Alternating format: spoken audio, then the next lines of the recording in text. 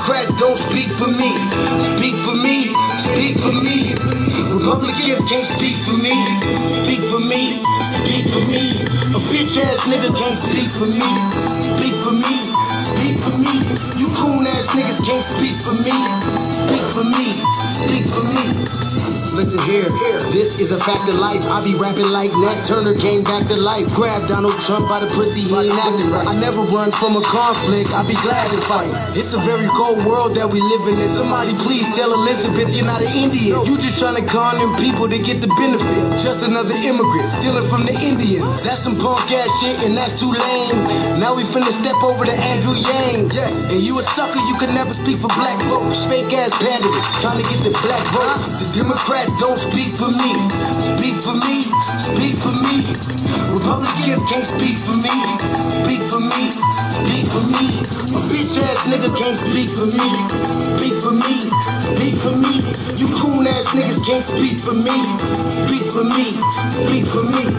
You know your boy be high off sativa. Kamala wasn't popping, so we said bye, Felicia. She ain't had a right policy. We ain't trying to meet her. Y'all can take Biden too. Bye, we don't need him. We don't need Roland Martin or that coon Al Sharpton. Didn't need Cory Booker from the start, man. I don't fuck with police and no snitch. You know I'm coming with the heat when I spit it. The Democrats don't speak for me. Speak for me, speak for me. Republicans can't speak for me. Speak for me, speak for me. A bitch ass nigga can't speak for me. Speak for me, speak for me. You coon ass niggas can't speak for me. Speak for me, speak for me. If you ever go to court and this is your luck, try not to get fucked by Benjamin Crump. I know it's hard. You and all go is hard.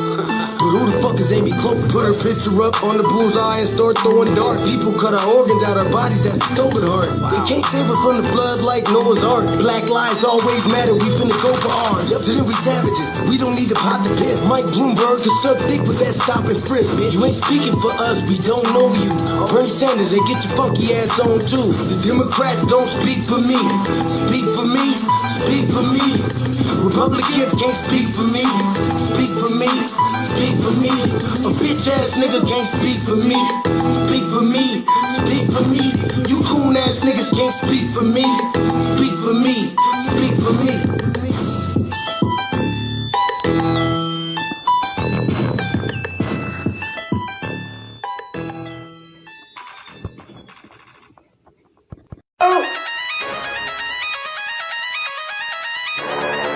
I'm talking about Shakur going crazy. People going crazy in these motherfuckers. Run that shit back, man. But it's nothing. Nothing about a woman all day.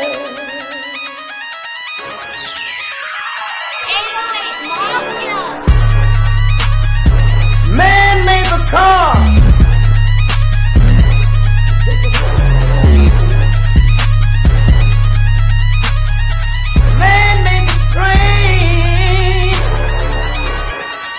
Carry the heavy load.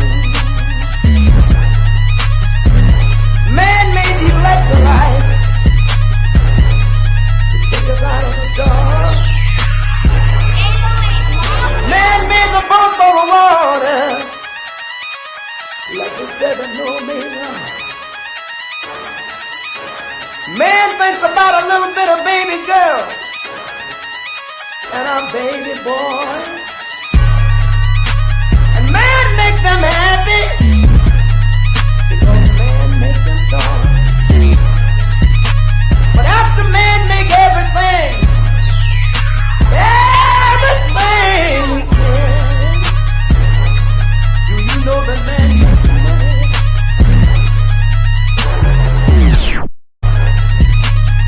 To buy from other men. This is a man's world.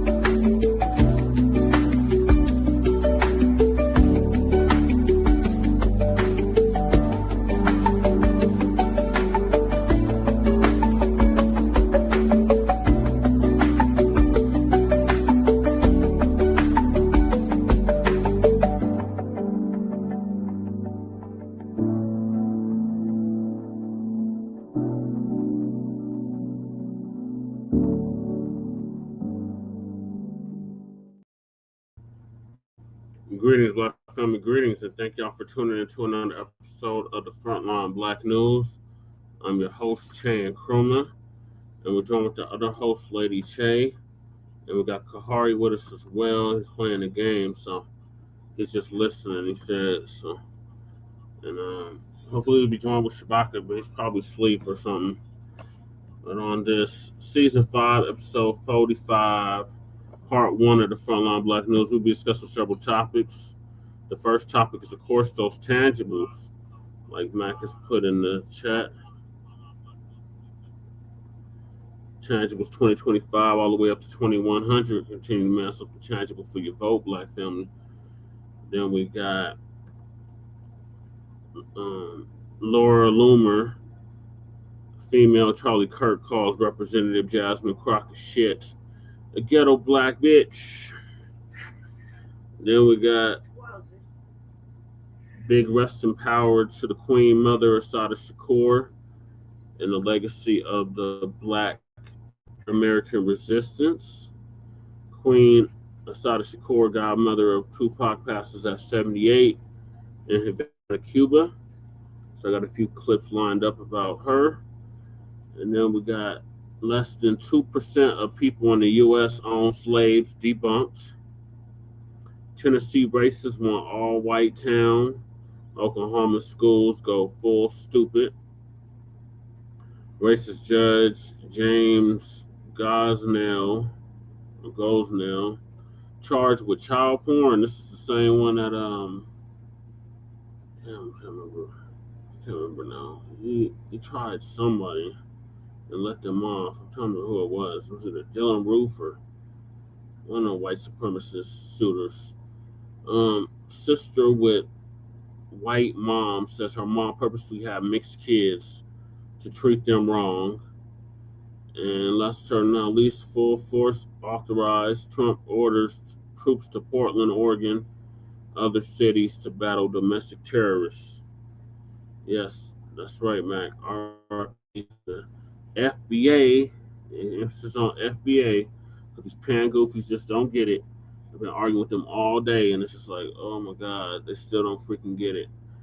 But RIP to the FBA queen, Assata Shakur. We are based out of East Denver, North Aurora, Colorado. We get the news from a frontline and Black First perspective. We are part of the New Blacc Media and also the signal boosters of the New Blacc Media. We have been around for 5 years now and counting, and we have several platforms that are part of the Frontline campaign. Frontline Black News is the first one, along with Shabaka's Black Experience Enhancement. That started on Blog Talk Radio. Frontline Black News started here on YouTube, and we started back in 2020, end of 2020, early 2021. Please join us on StreamYard, YouTube, Frontline Black News. The links to all of our channels are in the description, including the RBA, which Lady Che did earlier this morning. So make sure y'all check that out. Jay Militant's channel was Cracking TV with Jay Militant, and Kukizi, who does our intro track, his YouTube link is also in the description. And our brother out of Watts, California, who's now in Houston, Texas, the Church of Black Power, his link is also in the description. Also, the petition for reparations is in the description. The GoFundMe for the Black student that was expelled for mocking Charlie Kirk's death is also in the description. And Lady Che's GoFundMe is also in the description. Please support the GoFundMe that Lady Che has set up. And we got copyright disclaimer under Section 107 of the Copyright Act of 1976. Allowances made for fair use purposes such as criticism, comment, news reporting, teaching, scholarship, education, and research. And we do not own the rights to the music. And if you don't understand racism, white supremacy, what it is and how it works, everything else you think you understand will only confuse you. And that's by the great Nelly Fuller Jr., who just transitioned this past February, produced Justice.com. Also, when you, a Black person, are captured by any race soldier, you must never fuss, fight, or flee. Comply and defend yourself in court. Also by the great Nelly Fuller Jr., produced Justice.com. And last but certainly not least, racism and white supremacy is conscious and subconscious behavior to maintain white genetic survival, to prevent white genetic annihilation. And that's by the great Dr. Francis Cress Wilson. So I apologize for running about an hour or so late, but we show must go on. So yeah, they don't understand Mac 285, and it's just like, I don't know how much you can educate people that don't want to be educated. But they keep telling us we're all Africans, we all came from Africa, and if we don't acknowledge that, then we hate Africa and all this bullshit. And it's just like, I can't do it. I can't do it. I can't do it. And these same people be like, oh, you just need to read, just blah, blah, blah, blah. No, y'all need to update y'all goddamn information. Y'all still going off the 1970 something information, and we in 2025 now. So, like a computer program, you need to update your damn program. Update. Update. They don't want to update because they set in their ways. So, I don't even want to waste my time on them no more. Yeah, exactly. They don't understand that though, Mac 285. They really don't understand that. You think they would understand it by now, but no, they don't. Yes, Pan Africanism is dead, and it's been dead for quite a while now. It's been FBAs, it's been main ones that's been championing that shit, and it's not being reciprocated on the continent or throughout the diaspora. So we're just like, look, we can't do this shit no more. And then when we say that, oh, you hate Africa, no, I don't hate Africa. I really don't. I don't hate Africa. I hate that they allowed these goddamn tethers to come over here to try to undermine us. That's what I hate. So let me go to the tangible. So back in 2019, our brother Tariq Nasheed came up with the hashtag Tangibles 2020. And in it, he was detailing everything that we, meaning the foundational Black Americans, were going to demand from the two-party system. So let me take this banner down.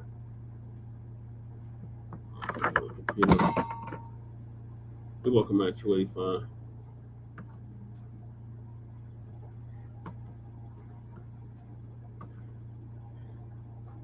Let me share my screen.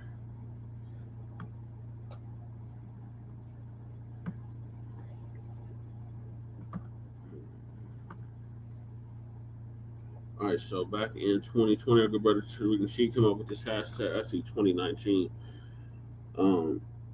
So back then, the 2020 presidential elections were coming up. We've already had the presidential elections last year in 2024. Well, we gave the Democrats a defeat they had not expected. And the next presidential election is in 2028. We got elections going on in several big cities this year in 2025. Next year in 2026 is the midterms. 2027 is the next Denver election. And 2028 is the next presidential election. So all those elections are coming up. And foundational Black Americans are going to reject the 50-year-old plus malign neglect policy that has been implemented by the political system. This malign neglect policy mandates that Black Americans should be ignored and only mentioned in vague and non-specific terms. And that came directly from Dr. Claude Anderson. And shame on anybody that disrespects Dr. Claude Anderson. He didn't just write books. He wrote policy. And he told us that these politicians are practicing this malign neglect policy since the 1960s, where they don't offer Black people nothing, but they want us to go out and vote for nothing. So shout out to Dr. Claude Anderson for waking us up to the political game, and shout out to Tariq Nasheed for passing the game on to us, so we knew what was going on in regards to politics. So they lump in foundational Black Americans in the groups with minorities, immigrants. We are not immigrants. We're not Africans. We're not immigrants. We're not foreigners to this land. We're the only non-immigrants in this country. People of color, BIPOC, marginalized, underserved, underprivileged, underrepresented, downtrodden, communities of interest, etc., has only hindered the progress of Black Americans as a group while providing tangible benefits for other groups. In this election cycle, like I said, the 2025, what's going on right now, the big cities like New York, got election going on right now. 2026, the midterms, which is the Congress, the House of Representatives, and the Senate. 2027, the next Denver election for mayor, city council, etc. In 2028, for the next presidential election, Black Americans are going to insist that our needs are specifically met by politicians who are seeking our vote. Foundational Black Americans want tangible benefits specifically for us. We do not want trickle down secondary benefits that are provided for every group. Every group is not systematically marginalized and disenfranchised in every area of society as foundational Black Americans. So, we refuse to be lumped in with groups who often assist in the exploitation and disenfranchisement of Black Americans. So, politicians must offer tangibles. Specifically, the foundational Black Americans, or we simply will not vote for them. Be sure to spread this message far and wide on social media using the hashtag tangibles2020. This is 2025. It's tangibles 2025. And like I said, next year will be tangibles 2026. And so on and so forth, all the way up to 2100. Continue to master the tangible for your vote. And when we talk about something tangible, we're talking about something that's real, something with substance, something you can count, measure, feel with your own hand, i.e. reparations. Like if I turn my camera on, you can see I have a t-shirt on that says reparations now. The lineage-based cash payments to the descendants of American freedmen, Foundation of Black Americans, descendants of American child slavery freedmen, an anti-Black hate crime bill, land allotments, land grants, tax-free exemption, etc., etc. Something that's specifically lineage-based for us. If they're not offering that, then don't waste your time voting for them. And that goes for the local, state, and federal level. All right, Lady Che, what are your thoughts on the tangibles? I agree. Can you hear me? Yeah, I'm going to probably turn the oxygen off. But yeah. Can you hear her, Mac? It looks like just Mac. I agree with what you just said. I think that if you're feeling tired now, just like I've been tired of telling people what it was for the last fucking 4 years. Yeah, he can hear you. And they don't want to listen. You can't keep trying to lead people to water. They don't want to go. Well, it's mainly these niggas. So, I would say keep an eye on it. Keep an eye on the local elections because even though we don't want to vote, might have to, just not have to. Mac is shouting you out. He said, "Hey, Lady Che." Hey, other than that, He said he can hear you. what I'm saying is like I don't like none of these motherfuckers are gonna run for office. Reparations. So we need to not have them vote in, and I don't want to vote for none of the shit that's going on the ballot. So I'm gonna hold my vote. Why? Because none of this stuff that's in the ballot makes sense to me physically. It's all lies. I just listened to the budget with the mayor, and I knew it was all lies. Yeah. I don't like any of the people that are gonna run for office when it comes to city council or mayor in the following years. So I'm not gonna vote for them. I'm gonna hold my vote like I've been holding it. Although I do have a question about it, like if we were holding our vote, what happens when we decide we want to run? You know what I mean? Well, we're offering something tangible. We're offering tangibles, right? So I just say everybody hold their vote like they hold their Swilla, or like they hold their kid, and don't do it. Go on Black Vacation. Back then, everybody jumping on Black Vacation. Now so late in the game, I shake my head at y'all. Y'all should have came on Black Vacation with me. I've been thoroughly kicking it. Go ahead. Can you hear me? Yes, yes, Max said he can hear you. It's all raspy. All right, thank you for that, Lady Che. Yeah. Yeah. So yeah, continue to mess up the tangible for your vote, Black family, all the way till 2100. Okay, So add one thing, Jesse, yeah, go ahead, Lady Che. real quick. We're gonna go to city council on Monday, and so they can only hear us for like 3 minutes. And that 3 minutes has to be so impactful that it resonates on them. Like, with like just recently, you know what I mean? Mm-hmm. Jesse and what he said, or what I said, or it has Well, to be you so keep missing heavy. your speaking time. Yeah, it has to be so heavy. Like we got to maximize our speaking time, and then I kind of been noticing like that they have feelings a little bit, Huh. a little bit. They're just trying to get reelected. It's trying to get reelected.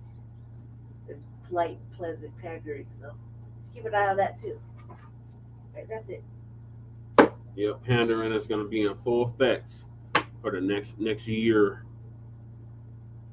So, local, state, federal level, continue to mess up the tangible for your vote. If ain't no tangibles being offered, then don't waste your time with it.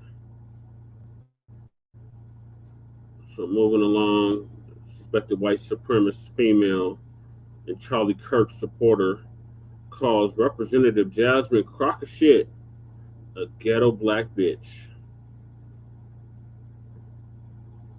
So I think SETI's gonna give us an update on this. Well, Uncle Phil then SETI.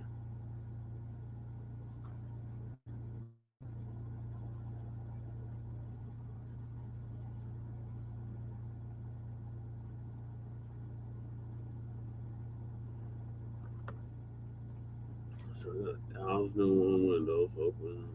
It's like super lagging.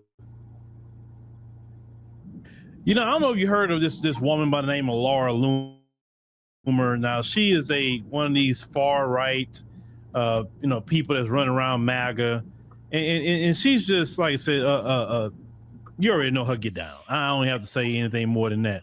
But it was kind of going in the news that LOOMER decides to start Jasmine CROCCETT names. Okay, so that one, I'm going to put the tweet up exactly, or post, whatever they call it on X now, about Laura LOOMER, and really, it's not about even going in on Laura LOOMER right now.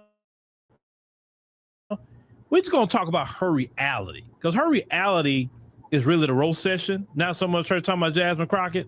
Well, let's go ahead on and look at this real quick. All right, so you see, Laura LOOMER had posted Jasmine CROCCETT's homeboys and homegirls are big mad. Now she's using terms that black people use. You can't hate black people and then use our vernacular. That's what makes y'all, people like her, weirdos. Right. For what I called her, what she is, ghetto. Okay. Hey, saying somebody's big mad, that would be considered ghetto as a term for black for y'all. Now I say you're trailer park. Yep, trailer park trash. I guess I finna watch my back. God forbid Shaniqua pops a cap in my, well, you see here, you feels me. Now she's running, saying all this stuff, right? But she calls Jasmine CROCCETT ghetto. Now, a lot of people is going at her about that, but here's her reality, okay? Here is her reality. Let me go on and get up on the screen, ladies and gentlemen, her reality, okay? Now, this is Laura LOOMER, and this is Jasmine CROCCETT, okay, side by side.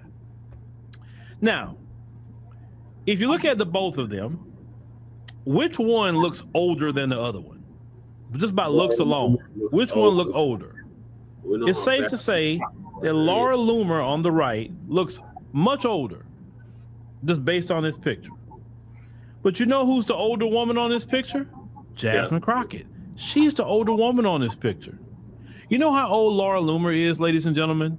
Laura LOOMER is 32. Yes, I'm going to repeat that again. She is 32. Yeah. She is aging in banana years, okay? She's aging like a banana. 32 years old. Jasmine CROCCETT is 12 years older than her at 44. See, Laura Loomer, let me tell you something. When you look in the mirror and you look at yourself, and you even had some plastic surgery, and that didn't even help you, right? See, women like you in your community, let me go ahead on and hot you for a minute, Laura. So, started at the store, because I've studied y'all have a progression, okay? Harder too. And when it comes to the women, so basically, Laura hit the wall. Let's just call it what it is. She hit the wall at 32. Jasmine haven't hit the wall. And if Jasmine take care of herself, she probably won't hit the wall, because black women got an extended time period just with their melanin alone, right? So Laura's hit the wall. And usually when they hit the wall like that, they get all bitter. That's when they really lean into their racism. Yeah. You get what I'm saying? So Laura's really leaning into it at 32. You imagine what she look like at 44? let me hold on. Put the picture back up here so y'all can look at it. You imagine what this woman gonna look like at 44? You know, she see that day.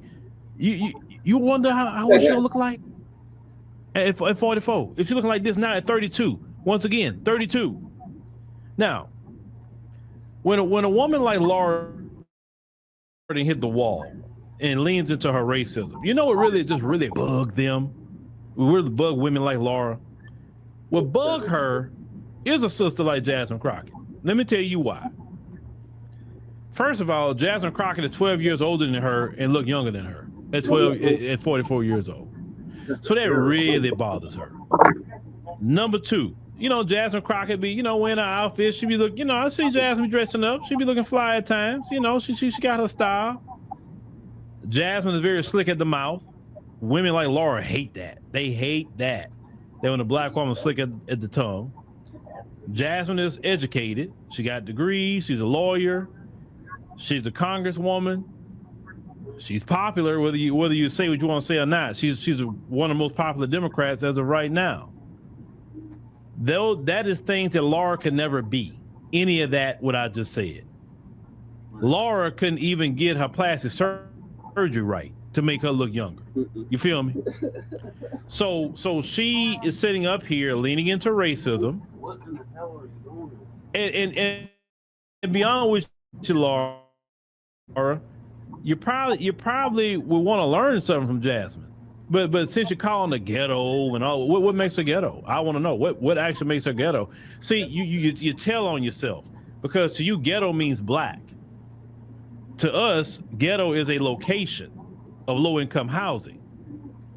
But see, this is what they did. Then I guess you think you're insulting her or insulting black people when you say finna. I'll say, okay. Are you insulting black people when you say big mad? You're actually making yourself look bad. Because if you're going to be anti-black racist, well, at least use words that y'all come up with, which is not many, because you just don't have no vocabulary. Let's call it what it is. Falling off. Damn. You make yourself look bad. You're obsessive over Jasmine Crockett. She ain't got nothing to do with you.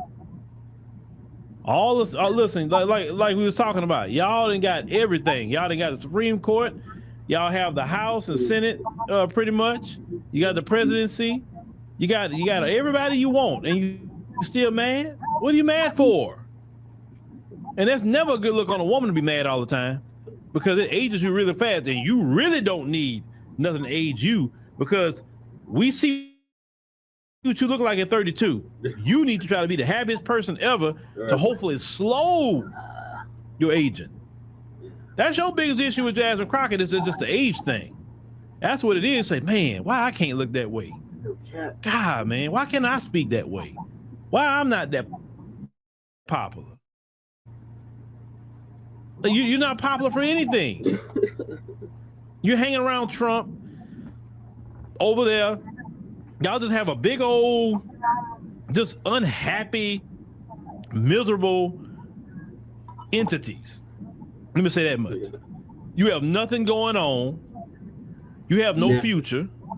You don't. I mean, what are y'all plans? Y'all plans is to do sin and unrighteousness. That's your plan. That's your plan. Not nothing good, not nothing decent, just that. But Laura's biggest problem is that she look in the mirror and she don't like what she see. And the crazy part is you spent money. That's the face you spent money on, ma'am. You did that. And it didn't turn out the way you thought it was gonna turn out. You thought when you went to that plastic surgeon, he or she was gonna make you look younger. Lord, that plastic surgeon, they didn't do you good. I'll tell you that much. Now, I would give you this, you know, because I seen what you look like before. I mean, I think the only thing you probably maybe needed was rhinoplasty, a nose job. Outside of that, you should have left your face alone. Because you wasn't bad off as you as now when you would like when you're natural self. Like I tell any woman, I've said this: don't start messing your face. Don't let them plastic surgeon touch your face. You take the biggest risk ever.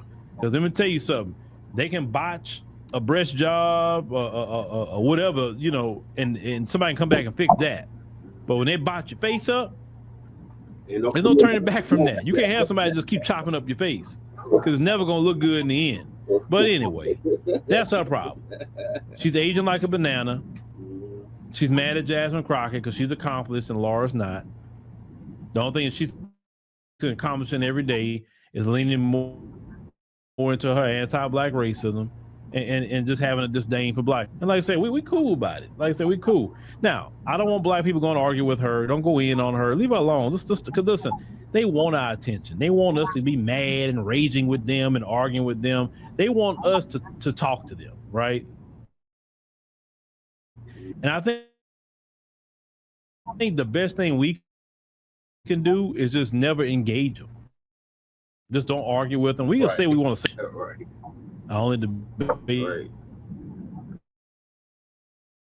my equals, like John Henry Clark said. All others I teach at this point. You understand?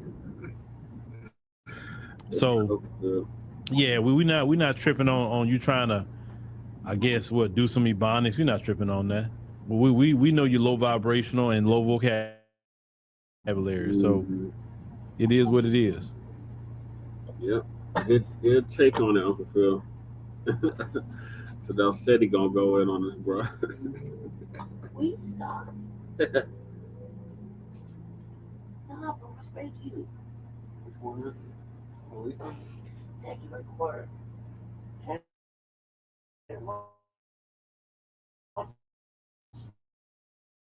Try to watch something. All right, family. Black Power, Black, get your mind ready for some information that's guaranteed to be heavy.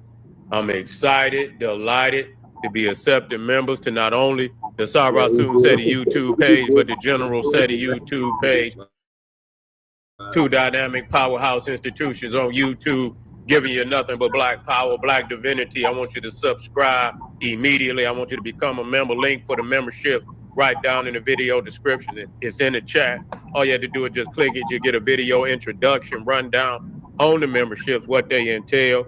You see what you like, you should most definitely join. Even if you don't, I appreciate your presence here at the Sarasun SETI General SETI YouTube page.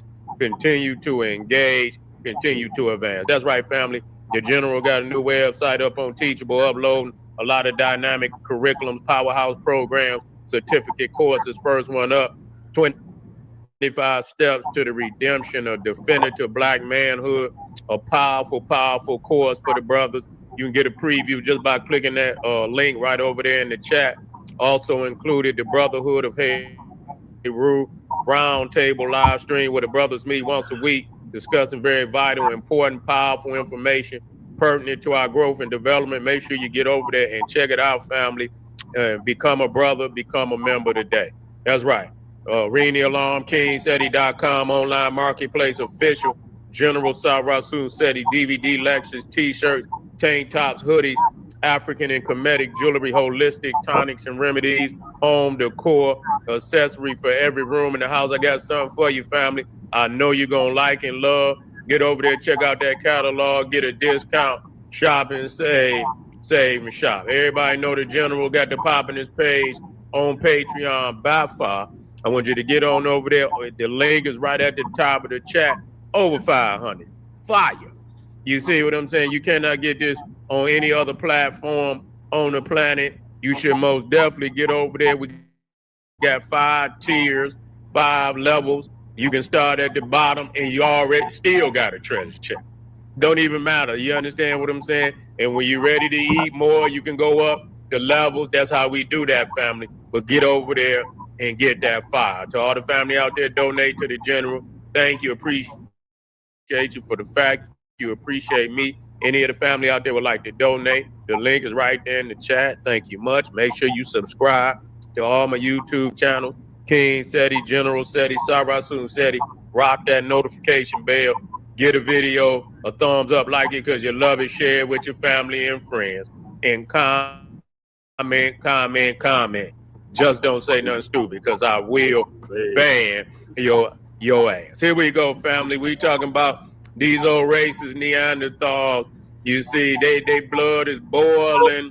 They blood is boiling because we looking like we about to do some major thing out here. It look like we gonna do some major things out here, and they looking mad because we are no longer crawling and begging, and we trying to break through and do what need to be done to take it to the next level. And you got all these racist white nationalist hitmen out here that just for no apparent reason just come out of nowhere, want to start talking about our people. You got the Charlie Kirk, you got the what's the other one, Nick Fruity Tails, and you got and now you got this old ugly, I don't know what it is. You know, her name is Laura Loomer. She done came out on a racist tirade on the representative Jasmine Crockett and literally went on the internet and called her a ghetto black. I won't even say it. You understand what I'm saying? And a whole lot of other things. Ghetto, and he's making all type of these stereotypical racist comments. Just went on the tirade. It had been putting all kind of crazy. She ain't nothing but a Charlie Kirk. You understand? But goddamn, how ugly this mother look like Lurch off the Addams Family. Look like Lurch. You know what I'm saying? You say Laura, all you have to do is call her name Laura, and she'll be like, "You rang." That's what she'll say. That's how she responds.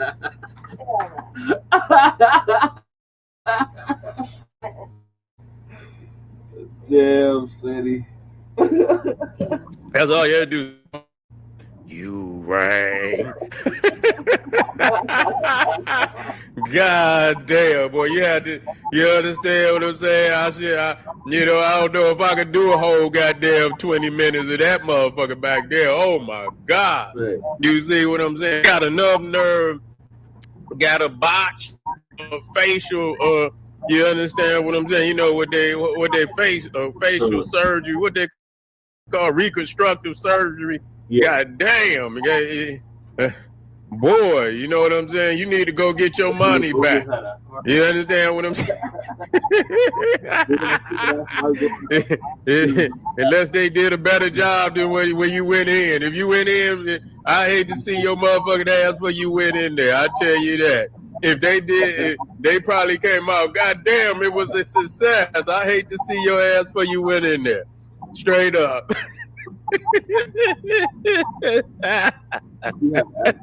God damn, boy, I tell you, you ain't gonna go in and call somebody, and man, I seen, man, listen, this shit is crazy.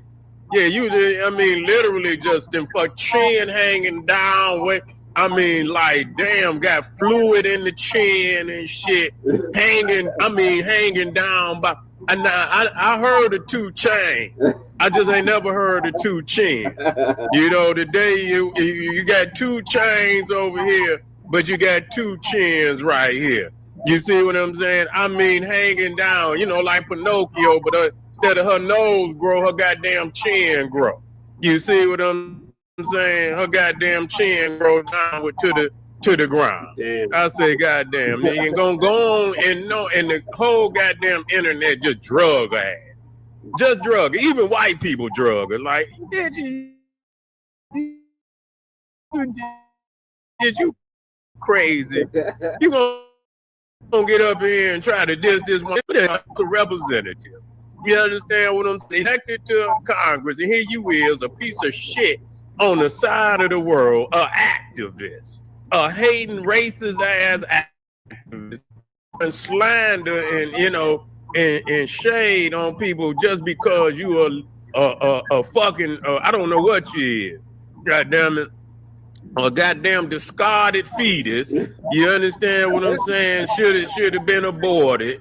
You see, but you made it anyway. You know, they should have did something with your ass long time ago. And here you is today. You remind me of that motherfucker on 300.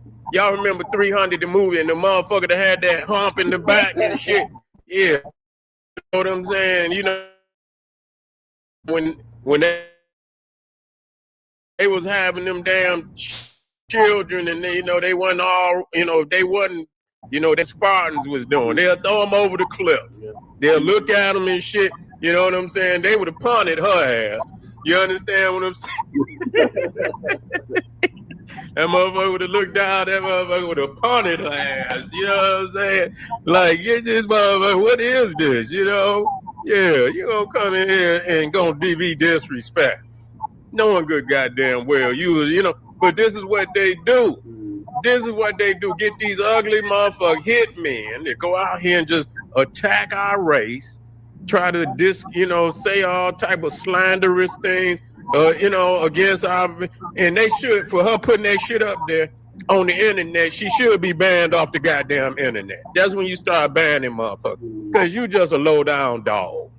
You just a low down racist, and you ain't got no intelligence whatsoever. Talking about somebody intelligent, and you sitting up there like a retarded person, knowing good goddamn well that you can't go up there on the internet and just call nobody a bitch, and you using all this type of vulgarity on the internet.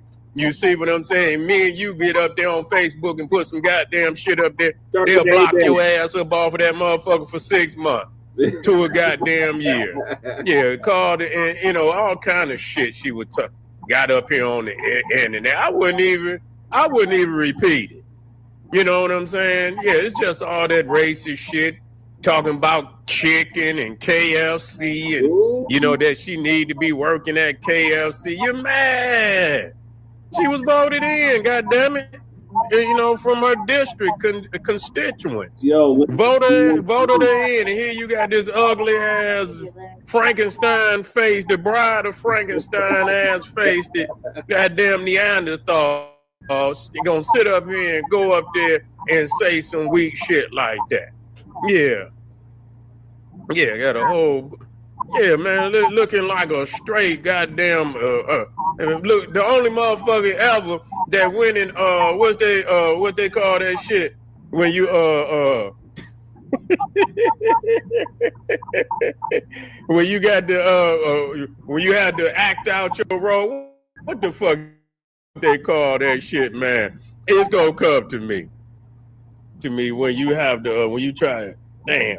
It'll come to me, man. I got some funny shit. I'm gonna drop that shit on the ugly ass. But anyway, yeah. So the internet got on top of her head, and again, this is Charlie Kirk.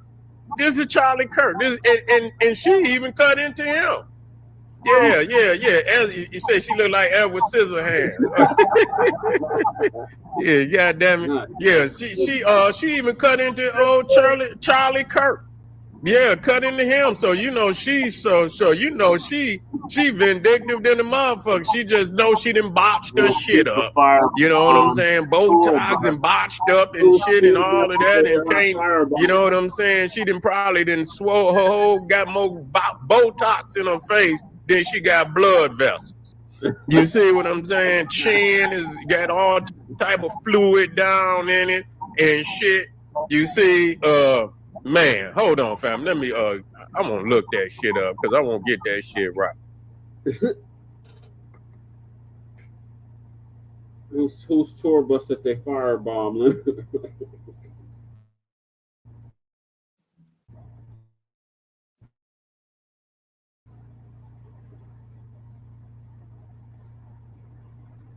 Oh, Ice Boobs True. Oh yeah, it's all dish.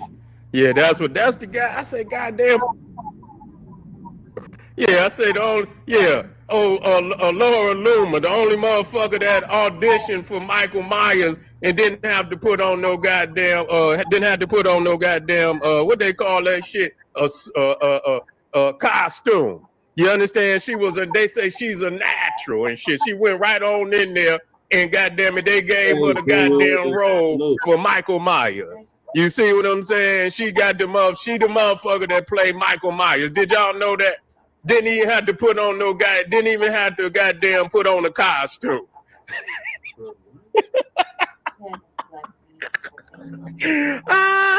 A goddamn natural. They say, put your mug hand, raise your hand. Oh, she's a goddamn natural. Goddamn, motherfucker was hollering for real. They, you know, she come out the goddamn dressing room, motherfucker jumping for real. Like, what the fuck? Man, yeah, shit. This is crazy, man. And I'm gonna tell you, man, they had one damn video of, man, this shit look, man, it's hideous. Hideous. Real fucking talk. Like, what the fuck is wrong with you to come out and even she must want to get in the algorithm. She want to get in the algorithm. Yeah, you know what I'm saying? That bitch, boy, I tell you, what's that bitch out there with the ring? The bitch come out the goddamn the TV, the ring. Yeah, she come out on that bitch, she'll crawl back in that motherfucker. She'll crawl back up in that motherfucker. Wait a minute. This the wrong motherfucking house and shit. I the grudge. Yeah, them motherfucker, they'll come out that motherfucking TV and crawl back up in that motherfucker. Like, oh, this the wrong motherfucking house. Yeah. Like, you get a motherfucking pass. But this just show you, you know, and I'm just cracking jokes on it because that's all you could do. You know, it's very painful. Yeah, it's very painful.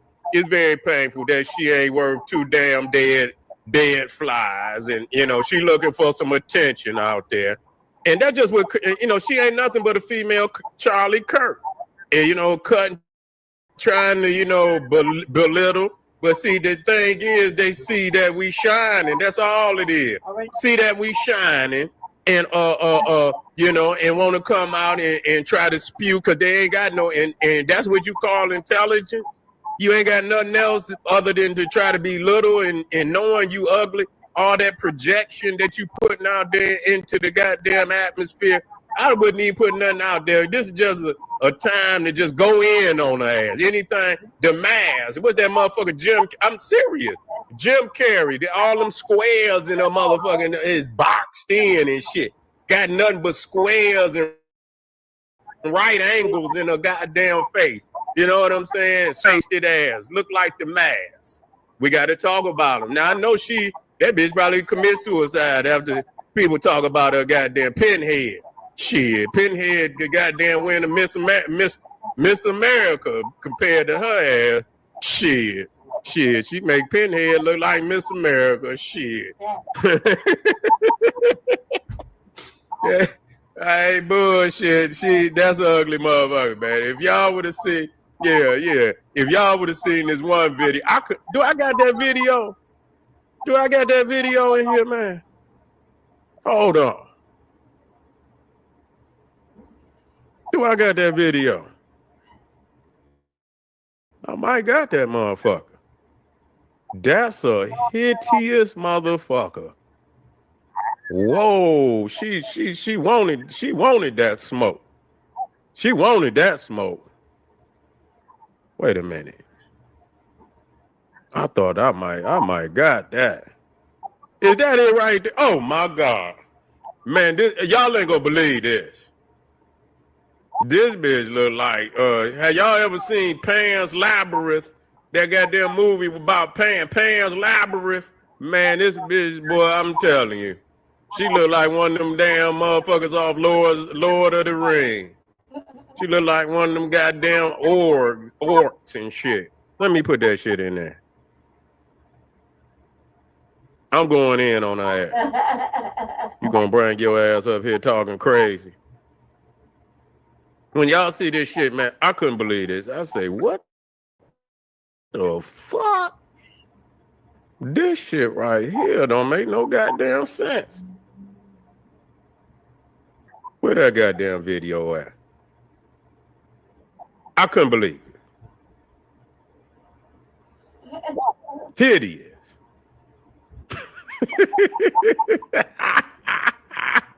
Hideous, man. Like, is you kidding me? What? Let me see which one that is. Let me put this shit in here. Let me put something so I can identify this motherfucker. Okay. Let's see. Let me see.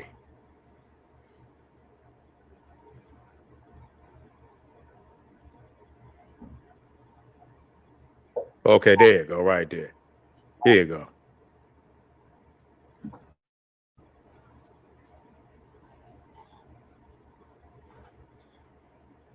To the roast, yo. I heard she called Jasmine Crockett a broke black B word. Oh my goodness. Look at this shit, man. Where do I begin? Where do I begin?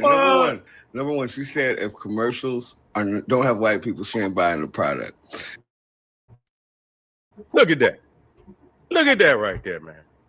What in the name of hell is that? God damn, man. This shit is this is hideous, man. What the fuck is that? That ain't a real. You don't know what that is. You understand what I'm saying? You don't know what the fuck that is, man. That didn't come out the laboratory. That motherfucker laboratory. That ain't even. You say that's half horse, half a motherfucking centaur. Yeah, a goddamn centaur, man. Listen here, man. It's Halloween every day. You see what I'm saying? They just jump out there, goddamn it. You want to win when you go down to the Halloween, the best Halloween costume award, goddamn it. She gonna get the top prize all around the United States. Goddamn it, she gonna be walking around with all the trophies. Goddamn it, she just gonna go from goddamn Halloween, goddamn costume contest and win them all. You understand? I can't believe this is even real. This is even real. She got enough nerve to open up her ugly ass face and say something about a black woman. This shit is crazy. You know they dragging her all over the world right now. Yeah, I'm just joining in. Look at this shit. She said she needs to see more white people. Ma'am, we need to see less of this chin. Just a little. You need a little curve. Okay, wait. I'm trying to think on my feet. I'm lit. Oh my God, I don't even know what to do. Shit, dude, why? Is it Mar-a-Lago that does this? Is this like the Man, this has got to be. I can't believe. Look at the chin, man. It's like you could hook up a goddamn U-Haul trailer to her motherfucking chin. You see what I'm saying? Yeah, goddamn it. You know, that's the kind of shit you bring around the animals, and they get restless and shit. You see what I'm saying? You know, have you ever seen the movies and shit? When some evil come around the goddamn animals and they get restless and shit, they get to moving and making noises and shit. And you don't even like, what the fuck is going on? And it be a demonic person and shit. You know, I seen the movie when Damien and they brought him around the horses and the horses went to, you know, acting crazy and shit. They like, what the fuck is going on and shit? You know what I'm saying? Yeah, that's one ugly motherfucker. But yeah, she came out there, and this is who Donald Trump fucked with. Yeah. You see, Charlie Kirk, Laura Loomer, whatever her goddamn name is. You understand what I'm saying? It very well could be a man. You don't know. You understand? Could be a man. You don't know what it is. You see, and don't even try to guess. You understand? Yeah, but this is the kind of shit, you know. Ain't no telling with Trump. You see what I'm saying? Ain't no telling with Trump, you know. Yeah, ain't no telling with Trump, you know. Ain't no telling. So I'm gonna let your mind wander with that motherfucker. Yeah, but you know, we just had to get out here and put our little roast video in on her ass. You see what I'm saying? That bitch look like, what's that? Despicable Me. That bitch look like that motherfucker, that white man off of Despicable Me and shit. You know what I'm saying? Real talk. But anyway, family, this is General. Yeah, science is God damn. You see, thank you, you know, for opening up your ugly ass face so motherfuckers can get a roast day in. All right, family, I'll be right back. Ain't done, still got more to put out there. Don't you go nowhere. This is, well, it's Saturday, y'all. Yeah. It's Saturday going into Sunday. Yourself, click some of them links, get over there to Patreon, family. Support the general, arm yourself with knowledge, bang on that wicked ass beast daily. Liberation through Africa. That was Laura Loomer, cause she's a female Charlie Kirk. She called herself trying to go in on Jasmine Crockett. Yeah. Called her a ghetto black bitch. And now she getting drugged all throughout the internet.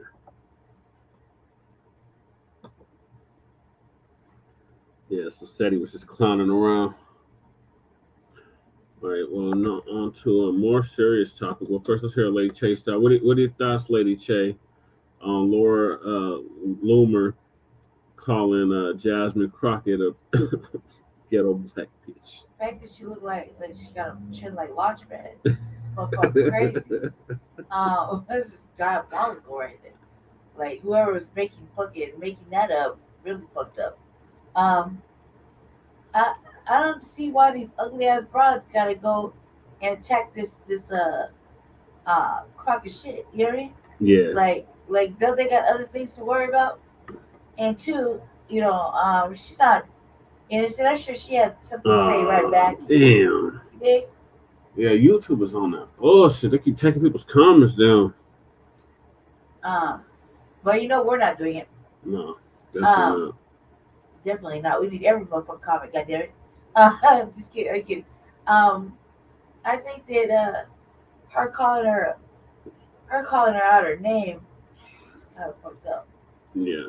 Although, you know, I don't want to take her side either because I know that old cracker shit can be taken this too. And she ain't learned yet. Like what was her comeback? We only seen one side of shit. What was her comeback? I don't know what Jasmine Ratchet had to say in regards. Why they only showing that one piece instead of if they wanted to drive home that point of her being whatever? She probably called her. They didn't show what she said. A bad butch bike. No, she only said that once. But like if that she was said with Marjorie Taylor Greene. She might have. Right. So why do you think they only show that one little piece? I want to see the full get down. Like I could be like, little boy, take it outside. Then I don't know what she said. What she said before, what she said after. Because why would old girl just outright call her out her name? She does like a wicked witch of the west. She's just pale, really. And yeah, before the house fell on her. She looked pale and like disturbing. She had a disturbing look on her face. Disturbed look. Cuz said, I guess ugly is a bad word now. She could have just said that. She could have said UGLY. You ain't got no alibi. You ugly. Yeah, I think all them broads are ugly though. You know what I mean? All of them. Yeah. The age so bad. Yeah. Well, this one is just aging the more fucking ridiculous. And she had all that plastic surgery and she still look horrible. Remember, Loomer's the one that said Marjorie Taylor Greene was carrying meats in her pants. Oh my God. Remember? Oh, who was with me? Did I show you guys that? On the RBA, right? That was the RBA topic. Yeah. Those were gunshots. That's right on my other.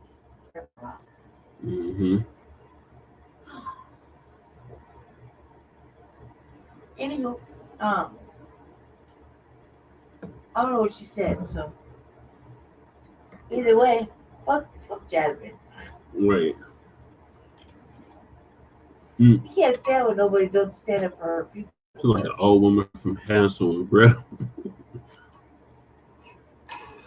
She's Little Red Riding Hood's grandma. What big eyes you have. What The big better ears to you see have. you with, my dear. Big mouth you have. Oh my God. It's No hilarious.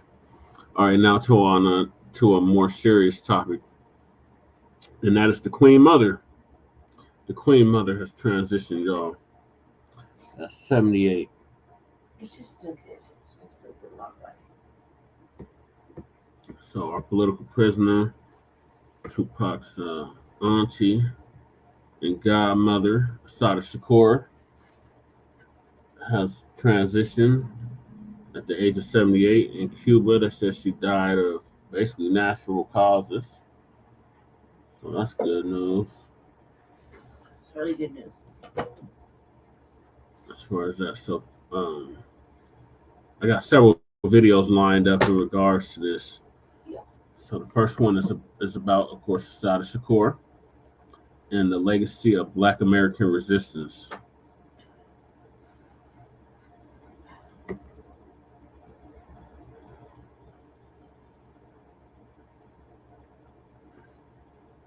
She looks like Charlie Kirk in drag. Yep, that's exactly what she looks like. That Laura Loomer. Is she not married? On September 25th, we lost a woman who chose revolution over submission, exile over surrender, and freedom over fear. Assata Shakur died in Cuba at 78, but her legacy lives in every Black person who refuses to accept injustice as inevitable. I need you to sit because we're going to talk about a woman whose story embodies the complexity, courage, and consequences of Black resistance in America. Friday, September 25th, 2025, Assata Shakur passed away in Havana, Cuba, where she had lived in political exile for over 4 decades. She was 78 years old. Now, before we dive deep into this conversation, I want you to understand that we're talking about a human being whose life was shaped by the violence of American racism and who made choices that many will judge, but few will truly understand. We're talking about someone who became both a symbol of liberation and a target of state power, someone whose very existence challenged America's narrative about itself. Assata Shakur was born Joanne Deborah Byron on July 16, 1947, in Queens, New York. She grew up during the height of American apartheid, experiencing the particular form of psychological violence that comes from being told you're a citizen while being treated like an enemy. This wasn't abstract oppression. This was daily, systematic dehumanization that shaped every aspect of Black life in America. By the time she reached college age, America was burning with the contradiction promises. The civil rights movement was demanding basic human dignity, and the response from the state was often brutally violent. Assata became politically conscious at Borough of Manhattan Community College and City College of New York, during an era when Black students were questioning everything they'd been taught about American democracy. This is where the psychology gets fascinating. Here's a young Black woman coming of age during the 1960s, watching peaceful protesters being attacked with dogs and fire hoses, seeing children bombed in churches, witnessing the assassinations of Malcolm X, Martin Luther King Jr., and Fred Hampton. The message from the state was clear. Even when you play by their rules, even when you're peaceful, even when you're morally right, we will still kill you. Assata joined the Black Panther Party and later the Black Liberation Army, organizations that understood something crucial about power. It rarely yields to moral arguments alone. These weren't random acts of rebellion. These were strategic responses to state violence. When the government wages war against your people, some folks are going to wage war back. The BLA formed as a clandestine wing of the Black liberation movement, emerging from the understanding that the state was systematically murdering Black leaders and activists.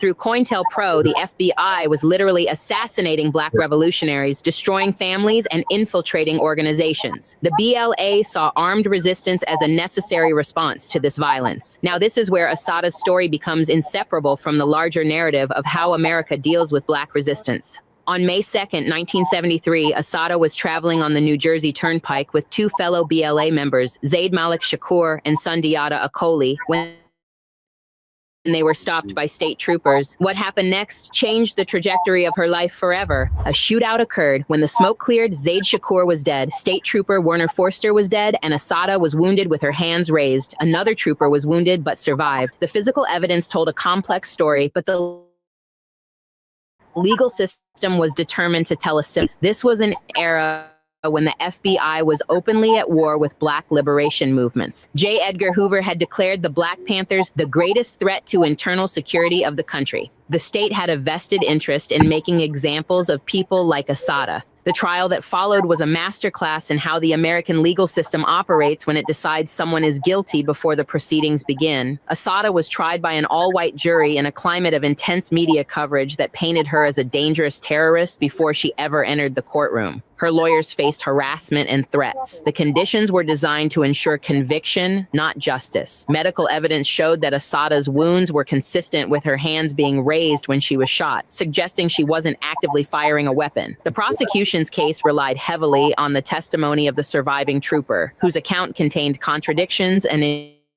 inconsistencies. But in 1977, she was convicted of first-degree murder and sentenced to life. Even her lawyer, Lennox Hines, would later write that it was racism, inflammatory publicity, and documented government lawlessness that made it possible for a white jury to convict Assata on contradictory and generally incredible testimony. This wasn't justice. This was political theater designed to send a message to anyone who dared resist. For 2 years, Assata was held in conditions that can only be described as torture. She was kept in solitary confinement, mostly in men's prisons, subjected to psychological warfare designed to break her spirit. The state wanted her to disappear quietly, to accept their version of justice, to validate their power. But here's where the story becomes legendary. On November 2nd, 1979, members of the Black Liberation Army executed one of the most audacious prison breaks in American history. Posing as visitors, they entered the Clinton Correctional Facility for Women, took 2 guards hostage, and broke Assata out using a stolen van. Nobody was injured in the escape, but the psychological impact was enormous. Think about the planning, the courage, the absolute commitment required to pull off something like that. These weren't random criminals.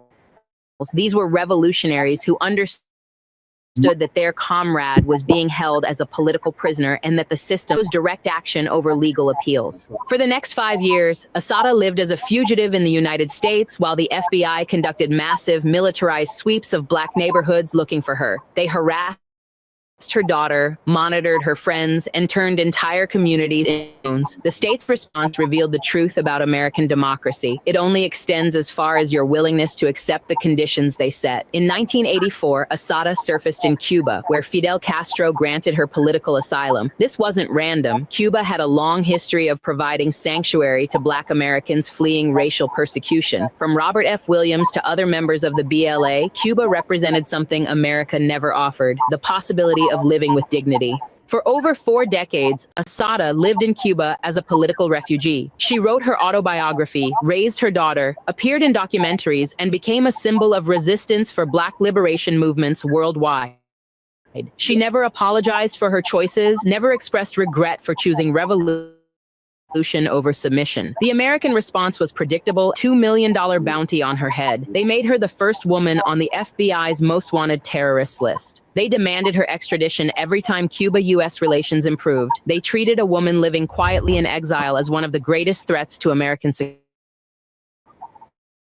security. The psychology here is a woman who had chosen freedom on her own terms rather than accepting the limited options offered by white supremacy. Her very existence challenged the narrative that America was a just society where everyone could achieve liberation through legal means. Every president from Reagan to Trump demanded her return. They called her a cop killer, a terrorist, a dangerous fugitive. But what they really feared was what she represented: the possibility that oppressed people might choose armed resistance when peaceful means fail, that some folks might prefer exile to submission, that Black people might refuse to accept American definitions of justice. Assata's legacy is complex and challenging, and that's precisely why it's so important. She forces us to confront uncomfortable questions about violence, resistance, and the limits of reform. She challenges us to think seriously about what we owe systems that have never meant us any good. I'm not here to celebrate the death of Trooper Forster. That man had a family, a wife, a young son who grew up without his father. Death is always tragic,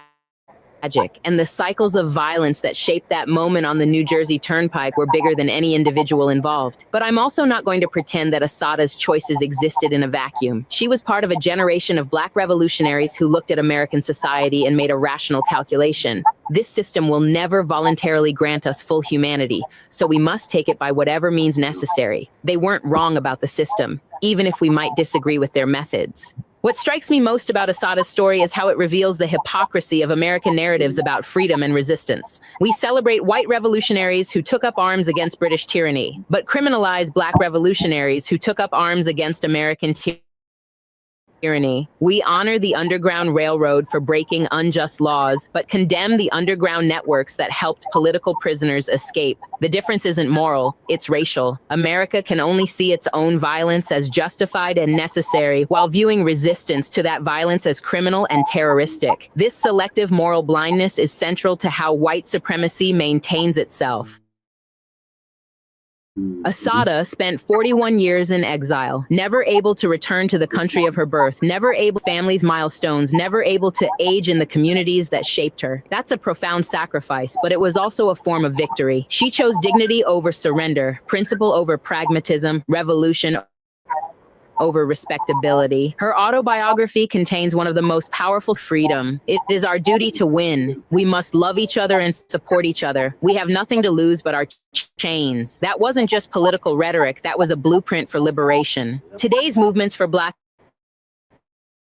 liberation carry forward many of the insights that Assata's generation developed through struggle. The understanding that reform alone is insufficient, that the state will use violence to maintain supremacy, that international solidarity is essential, that women must be centered in liberation struggles. These weren't academic theories, they were hard-won lessons paid for with blood and sacrifice. The Black Lives Matter movement, despite its different tactics and strategies, operates from many of the same full insights about American racism that shaped Assata's political development. The recognition that we're dealing with systems, not just individual prejudices, that these systems are designed to extract wealth and labor from Black communities, and that meaningful change requires disrupting those systems. Assata's influence extends far beyond American borders. Throughout Africa, Latin America, and the Caribbean, her name is associated with the struggle against imperialism and racial capitalism. She represents the possibility of Black people defining freedom for themselves rather than accepting limited versions offered by white power structures. Her exile in Cuba also highlights the international dimensions of Black liberation. While American media portrayed her as an isolated terrorist, revolutionary movements worldwide understood her as a freedom fighter whose American racism connected to global struggles against colonialism and exploitation. The timing of her death is particularly significant. We're living through a moment when many young Black people are questioning the effectiveness of purely electoral and legal strategies for achieving liberation. Assata's life and choices provide a historical example of what it looks like when people conclude that the system cannot be reformed from within. I'm not advocating for anyone to follow her specific path. The conditions that shaped her choices were unique to her historical moment, but I am suggesting that her willingness to sacrifice comfort and safety for principle provides a powerful model for thinking about what liberation actually requires. Her legacy forces us to confront difficult questions about violence and resistance that most Americans prefer to avoid. If the state uses violence to maintain oppression, what are the ethical limits on resistance to that violence? If legal and electoral strategies consistently fail to deliver substantive change, perpetually disadvantage oppressed people, who has the authority to reject those definitions? These aren't abstract philosophical questions. They're practical challenges that every serious liberation movement must address. Assata's life provides one set of answers, rooted in a particular analysis of American racism and a specific commitment to revolutionary change. What I find most powerful about her legacy is how it centers Black women's leadership in liberation struggles. She wasn't following male revolution. She was developing her own political analysis and making her own strategic choices. She understood that Black women face unique forms of oppression and that their liberation is central to social transformation. The fact that she became the first woman on the FBI's most wanted terrorists list reveals something important about how the state views Black women who refuse to stay in their assigned places. The combination of racism and sexism that shaped her persecution also shaped her resistance. As we process her death, I want us to remember that Assata Shakur lived her entire adult life according to principles that most people over surrender, principle over pragmatism. She paid enormous personal costs for those choices, but also something that few people ever manage. She lived and died on her own terms. Her daughter Kikuya Shakur confirmed the news of her death, describing the depth of loss she feels. That reminds us that behind the political icon was a mother, a grandmother, a human being with relationships and responsibilities that transcended her public role. Assata Shakur's legacy is cemented in our freedom because she expanded our understanding of what resistance can look like, what costs some people are willing to pay for liberation, and what it means to refuse the terms offered by oppressive systems. She proved that some people will choose dignity, safety, principle over comfort, revolution over reform. That's not a choice everyone will make or should make, but it's a choice that needs to exist as a possibility. Her life reminds us that freedom is not given, it's taken. Her death reminds us that the struggle continues and that each generation must decide for itself what sacrifices it's willing to make for liberation. Rest in power, Assata Shakur. Your chains are finally broken and your legacy lives in every Black person who refuses to accept injustice as inevitable. No. Really good. Okay, so that's the first one I have for y'all. Now, video Crew did. Shout out to Crew Reality. He did a video about the Queen Mother as well. It's real short.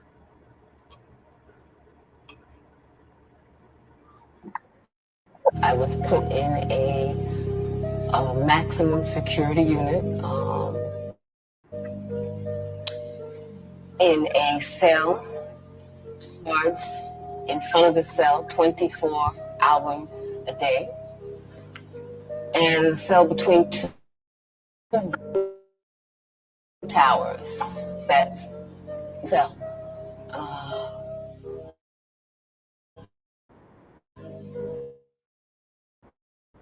I was told that I was in the Yardville unit for women, and they tried to keep me there for the rest of my life.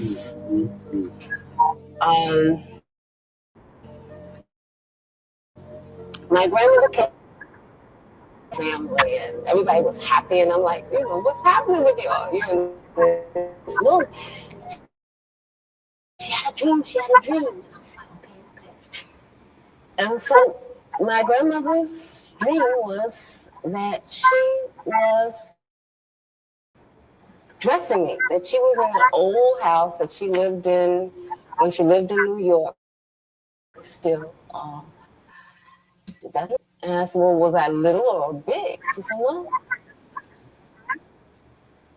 You were big. So I said, oh my God, the only time people dress anybody when they're grown is when they're dead. And so she said, no. I know what you're thinking. No. What this dream means is that you are going to East prison. I don't know when, but it's going to be much less time. That was right before the BLA broke her out.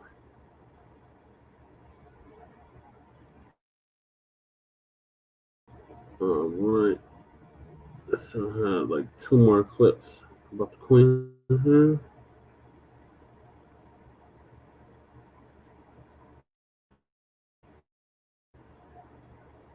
Those are some of the headlines. This is Democracy Now!, democracynow.org, The War and Peace Report. I'm Amy Goodman. And I'm Juan Gonzalez. Welcome to all of our listeners and viewers around the country and around the world. We begin today's show looking at the case of Assata Shakur, a legendary figure within the Black Panther Party and the Black Liberation Army. On Thursday, she became the first woman ever to make the FBI's most wanted terrorist list.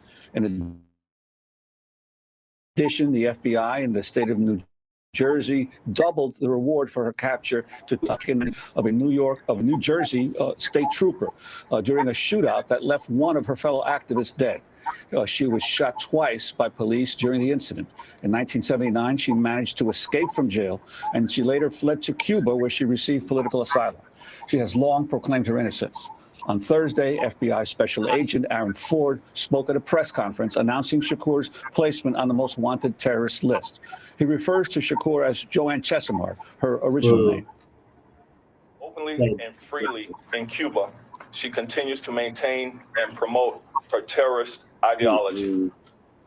She provides anti-U.S. government speeches espousing the Black Liberation Army message of revolution and terrorism.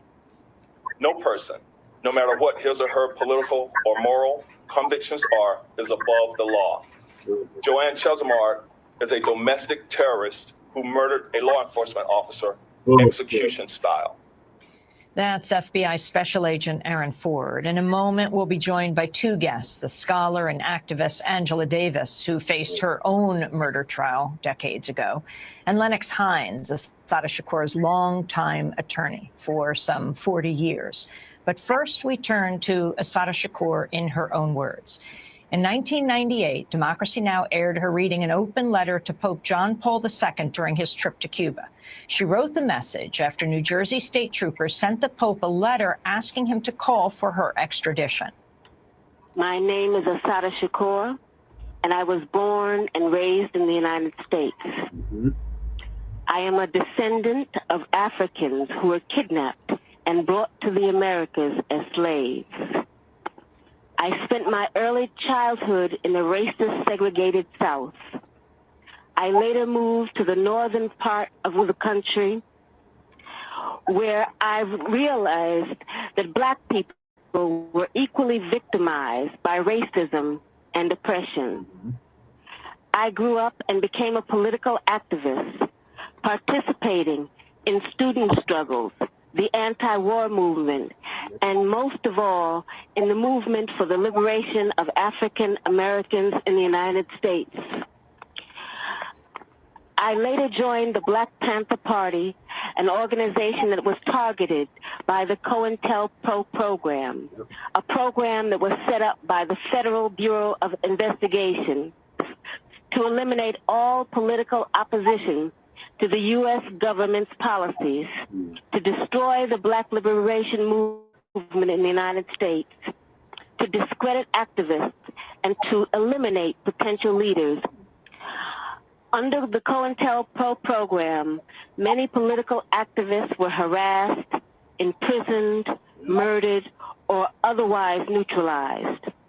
As a result of being targeted by COINTELPRO, I, like many other young people, was faced with the threat of prison, underground, exile, or death.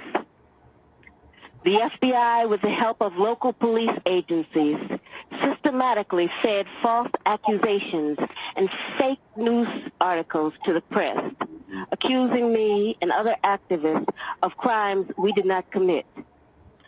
Although in my case, the charges were eventually dropped or I was eventually acquitted, the national and local police agencies created a situation where, based on their false accusations against me, any police officer could shoot me on sight. It was not until the Freedom of Information Act was passed in the mid-70s that we began to see the scope of the United States government's persecution of political activists. At this point, I think that it is important to make one thing very clear. I have advocated, and I still advocate, revolutionary changes in the structure and in the principles that govern the United States.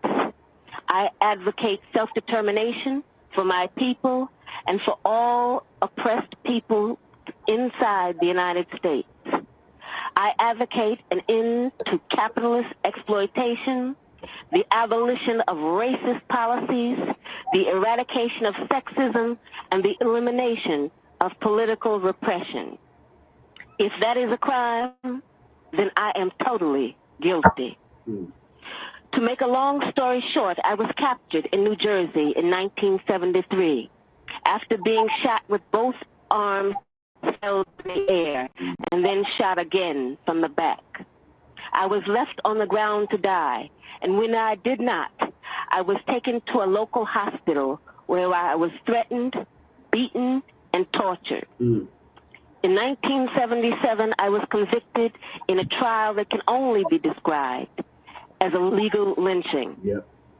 In 1979, I was able to escape with the aid of some of my fellow comrades.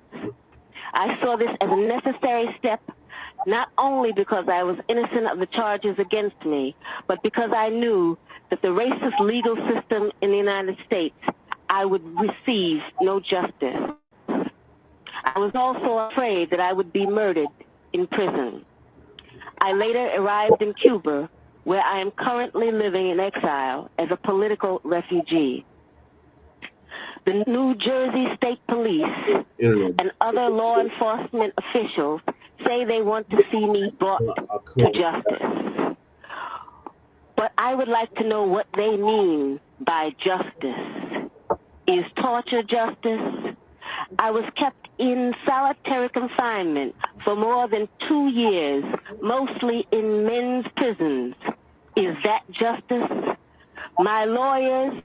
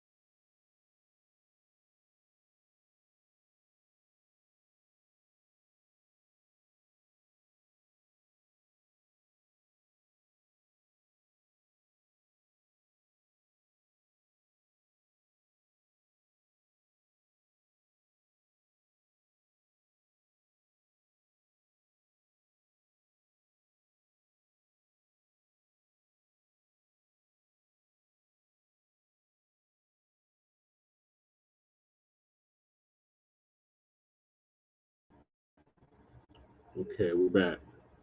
Now let me put this back on.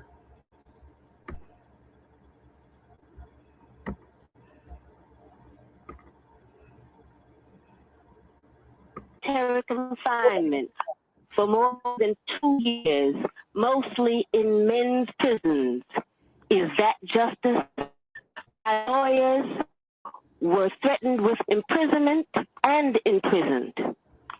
That justice? I was tried by an all-white jury without even the pretext of impartiality, and then sentenced to life in prison plus 33 years.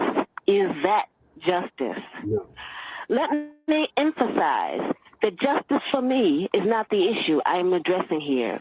It is justice for my people that is at stake. When my people receive justice, I am sure that I will receive it too. That is an excerpt of a letter Assata Shakur read, an open letter to Pope John Paul II during his trip to Cuba in 1998. When we come back from break, we'll be joined by Assata Shakur's longtime attorney, Lennox Hines, and the scholar and activist, Angela Davis. Stay with us. Thanks so much for watching this report from Democracy Now!, your daily independent global news hour. We don't accept advertising or corporate funding, but rather rely on donations from viewers like you. Thank you, Amy Goodman. All right, so the next clip I got is from Lisa Cabrera.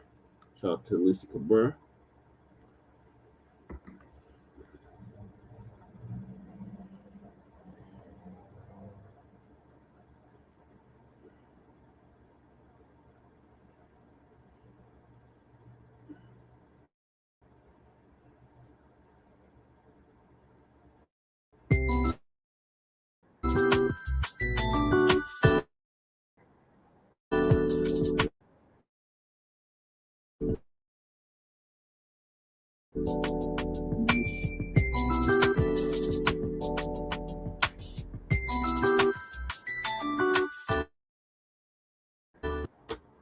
What's up, world? Let me tell you about this beard growth oil I got from 12 tribes on Earth.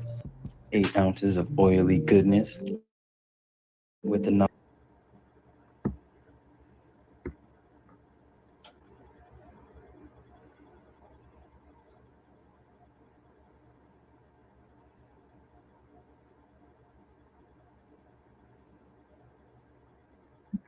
Ladies and gentlemen, I'm just hearing about the passing of Assata, Shakur, and, well, they never got her, did they? Nope. That's the first thing that came to mind, because, you know, they were trying to get her. I remember even as far back as Reagan, they were trying to get her. And then I remember they were offering $25,000 to anyone that would go down to Cuba and get her. She never got taken out of Cuba. And Fidel Castro, when he was alive, he wouldn't give her up. Nope, he wouldn't. And, you know, a lot of people don't realize she did not flee to Cuba by herself. There were several other Black Panthers that fled to Cuba. You know, she was just probably the most well-known out of all of the ones that went there. But she definitely was not alone. So she was 78 years old.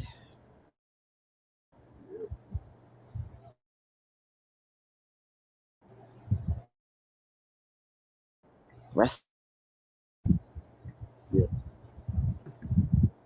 Assata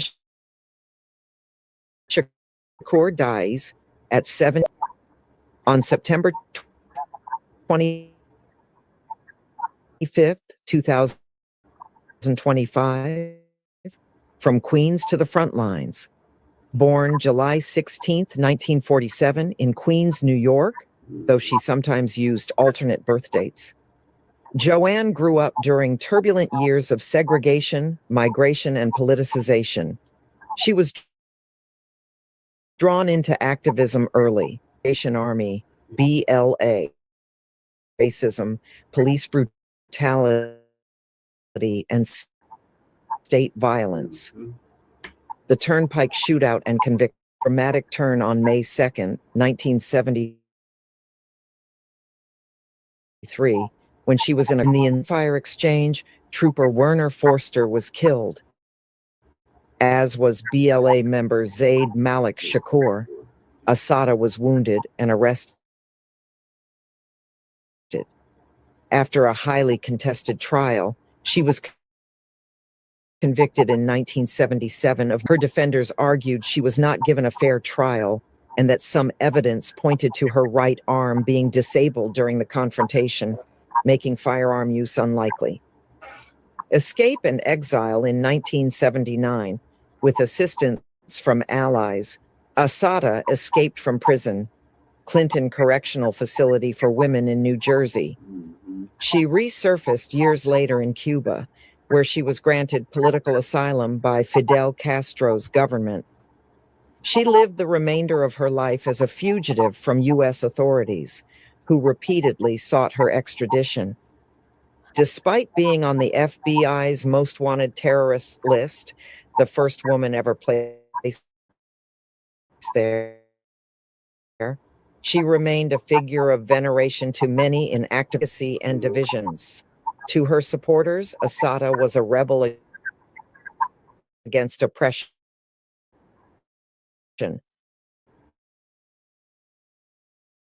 a woman who refused to disappear. She was referenced in hip-hop, in Black radical discourse, and beloved by many who passing is bound to reopen debates. Did she receive justice or persecution? Does her life inspire healing or division? How do we remember those who lived outside boundaries set by state authority? Final reflection. Assata's death marks the closing of a long chapter of tension between revolutionary rhetoric, state power, and memory. She walked a path few dare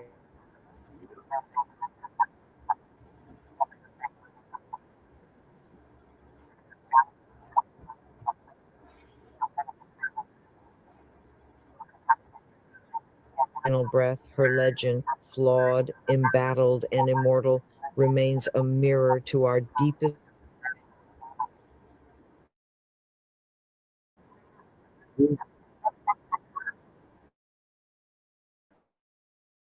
Yes.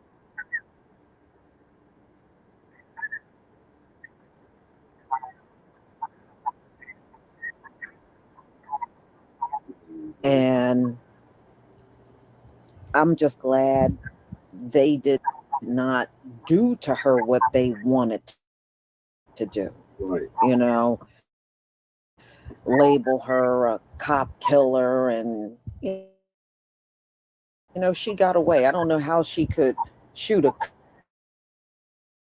cop and her arms all jacked up, but these people always making all kinds of accusations that are unfounded. So it's nothing shocking. But I sure hope this sister rests well. Yes. And I will never forget her. I will never forget her story. Out the day, there's 9 bars. Yep. And never got out. So she was in there for a while, but she was able to escape. She went to Cuba. You didn't hear nothing else about her when she was over there. Now, I did see a documentary a few years back about her, and she was on it, you know, talking about, just if I watched it, I might actually go back and see if I can watch it again. Please tell me what you think about this video. Please leave your comment, and I'm on the next video. Peace, family.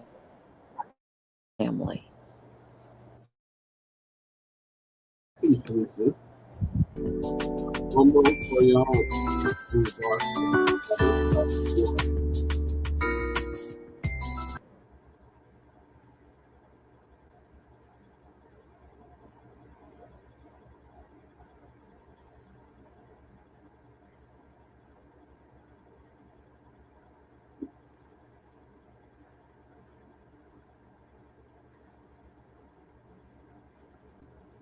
City.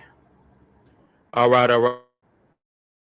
All right, family, Black Power is the truth hour with General Sarasu Seti. Kick back, get your mind ready for some information that's guaranteed to be heavy. I'm excited, delighted to be accepting members to not only the Sarasu Seti YouTube page, but the General Seti YouTube page. 2 dynamic powerhouse institutions on YouTube giving you nothing but Black power, Black divinity. I want you to subscribe immediately. I want you to become a member. Link for the memberships right down in the video description is in the chat. All you had to do is just click it. You get a video introduction, run down page on the planet by far. I want you to click that link at the video, ban your ass. Okay, family. Well, a legacy is not in, you know, a more divine stage and of existence. We talking about Queen Assata Shakur has passed on in Havana, Cuba, at the age of 78. You see, known for, you know, the Black liberation stands that they took back in the 70s, and you know, with the Black Panther movement, and also moving on to the Black Liberation Army. You see, taking it to a whole nother level. You see, Assata had been accused, along with other members of the group, of murdering a New Jersey police officer in the process of being pulled over. And you know, the family, you know, said what it was, that they was trying to do some dirty shit, that they, you know, had it out for the family and was probably trying to assassinate them out there on the highway, and they had to defend themselves. And in the course of defending themselves, a New Jersey police officer, I believe, was killed in the process, and she was locked up for a minute. You know, she was found guilty, and along, I think, with Matula Shakur and a few more. You know, which is this is Assata Shakur is Tupac's godmother, and we know Matula Shakur was his stepfather. You see, and so you can know, so you see where that revolutionary root came from.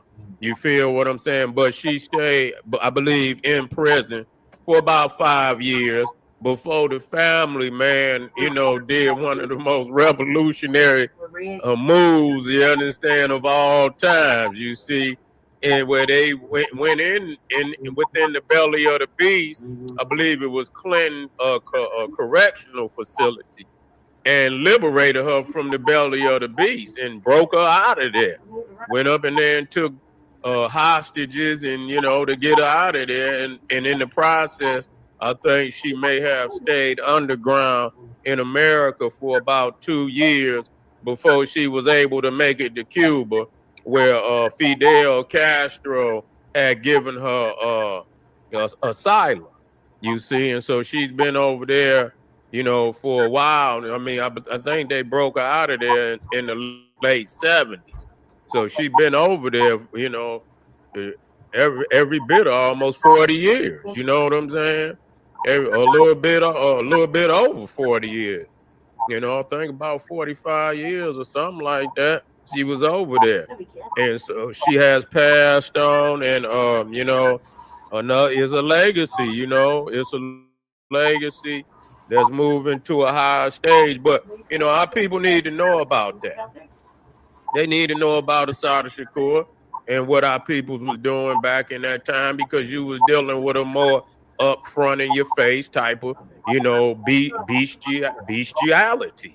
You see what I'm saying, with these Europeans and Caucasians out here in these fucking streets. You know, they still doing the same thing, but they were more flagrant back then because they could get away with a lot of shit. You see what I'm saying? They could get away. They getting away with a lot of shit today, you know. And so, you know, but you know, our peoples was more in tune with what it took to get this shit done out here. You know, they knew good goddamn well wasn't gonna be no goddamn "We Shall Overcome" singing no "We Shall Overcomes" and no goddamn "Kumbaya, my lord" and all that shit. No, it ain't gonna be none of that. Yeah, it ain't gonna be none of that. And but that's what I'm talking about. But you know, to see, you know, how, you know, so many are great, you know, they go up into these prisons, they lock them down and shit, you know, and leave them up in there, but they say they love them and shit. You know what I'm saying? believe, you know, and say they the master teachers and shit. Well, if they the goddamn master teacher, go up and come out of there then. If you love them that much and you believe in them that much, then goddamn it, do it like the Black Liberation Army did it. You see what I'm saying? Going up in there and get them up out of there. That's what need to happen and shit. How you gonna have a movement when somebody could kidnap your leaders and shit and lock them down and shit? You know what kind of, you know, you don't really believe what the fuck you say you believe. Too many people out here believe liberation and some shit, you know, singing some songs and shit. You know what I'm saying? And that's it. It's more than that, you know. And so, you know, so you already know this was an extraordinary time and you know, because there was a lot of them going up in there. UEP Newton, he went to jail. They didn't go up in there and get his ass out of there. They left him in there. You know, it was a lot of them going up in jail, you know, and motherfucker not coming. And then so many of them Panthers and a lot of them affiliate groups, man, they just threw them in up under the jail, man. You know, they still in there to this day. Like, goddamn, you know what I'm saying? They still in prison right now to this day from way back in the fucking 70s, man. Just literally just, you know, just locked them down. You know what I'm saying? With little to no chance of getting out at all. I believe they let Matula out. I believe they did, but let me see, is he still, did he pass? I think Matula may have. Man, they ain't gonna goddamn, you know, damn Obama and them ain't about to, you know, Biden going, they ain't about to pardon no damn Assata Shakur, not no Black Liberation Army. And that ain't in no disrespect, you know what I'm saying? I'm laughing like, who? Obama? And Biden ain't gonna, no, they ain't about to pardon no Assata. Yeah, he did pass. Yeah, okay, I thought he did not too long ago, Matula. Yeah, they ain't, WJ, they ain't about to pardon no Assata Shakur. That just ain't gonna happen. They had $1 million bounty on her head. You see what I'm saying? $1 million bounty. They might have went up. You know, they wanted her that bad. You know, they wanted her that bad. Oh, he died in 2023. Okay, I figured it was just a couple years back. Yeah. Say it went up to 2 million. Yeah, I figured that. We got some yeah. Well, that was a wonderful thing, man, because they had, from what she was talking about, they had her totally in solitary confinement, man. They had her ass like in some straight dungeon shit. You feel me? Yeah, but here we go, family. We got some videos we want to give. If you didn't, you know Assata, we got a few informational videos. Give you some information, and it's time maybe for you to do some, you know, I'll put something on my Black Power Cartel YouTube page, and so y'all can go over there and get some information. You feel me? It's time to do some research, you know, for a few days in this area, you know, because the energy is fire right now. So, you know, move on some research. Here we go, family. Let me see if this one good. Fled to Cuba after a murder conviction has died. Assata Shakur, who's Let me bring a you back. fugitive from New Jersey who fled to Cuba after a murder conviction has died. Assata Shakur, whose legal name is Joanne Chesmard, took refuge in Cuba after breaking out of prison in 1979. She was serving a life sentence for the murder of a New Jersey state trooper 52 years ago. She was on the FBI's most wanted list. NBC News just confirmed she died in Havana from health complications yesterday. Okay, that was the okay. Let me move to the next video, family. Here we go. Revolutionary Assata Shakur, that she passed away yesterday at the age of 78 in Havana, Cuba. Now, this is the FBI website today, where she is still listed as a most wanted terrorist. Do you know why? Grab your tea, have a seat, let's get into it, and let's talk about the beautiful, the revolutionary. Assata Shakur. So Assata Shakur was born on July 16th, 1947 in Flushing, Queens. Her birth name was Joanne Deborah Byron, and she changed her name after she joined the Black Panther Party to Assata Shakur. Now, Assata grew up in New York and Wilmington, North Carolina. Her mother was a school teacher, and her parents divorced in the 1950s. She often went to go stay with her grandparents in Wilmington, North Carolina. She said in her autobiography that the family struggled financially quite frequently and they argued a lot. So she spent little time at home. She would run away a lot. And finally, her mother's sister, Evelyn A. Williams, who was a civil rights worker, lived in Manhattan, and she took Assata in. In an interview, Assata said that her Aunt Evelyn was her hero, that she was constantly introducing her to new things, taking her to museums and theaters and art galleries, that she was right up her alley. Now, Assata did attend a Catholic high school. However, she said that there were few or no other Black children there, and sometimes the teachers seemed surprised that she answered a question in class and got it correctly. She then attended a public school, but later dropped out, and her aunt helped her get her GED. After receiving her GED, she attended the Bureau of Manhattan Community College, and then she went on to attend City College of New York. That's where she became heavily involved in political activities, participating in civil rights protests and sit-ins. Now, after graduation, she moved to Oakland, California, and changed her name to Assata Shakur. In West African, Assata means she who struggles. She then joined the Black Panther Party, where she organized protests and community education programs. Now, she later returned to New York City, where she led the Black Panther Party chapter in Harlem, and she coordinated the free breakfast for children programs, free clinics, and community outreach. But she did leave the Black Panther Party and joined the Black Liberation Army. Now, between 1971 and 1973, baby, Assata was charged with several crimes, including bank robbery and other things. She was also subject to a multi-state manhunt.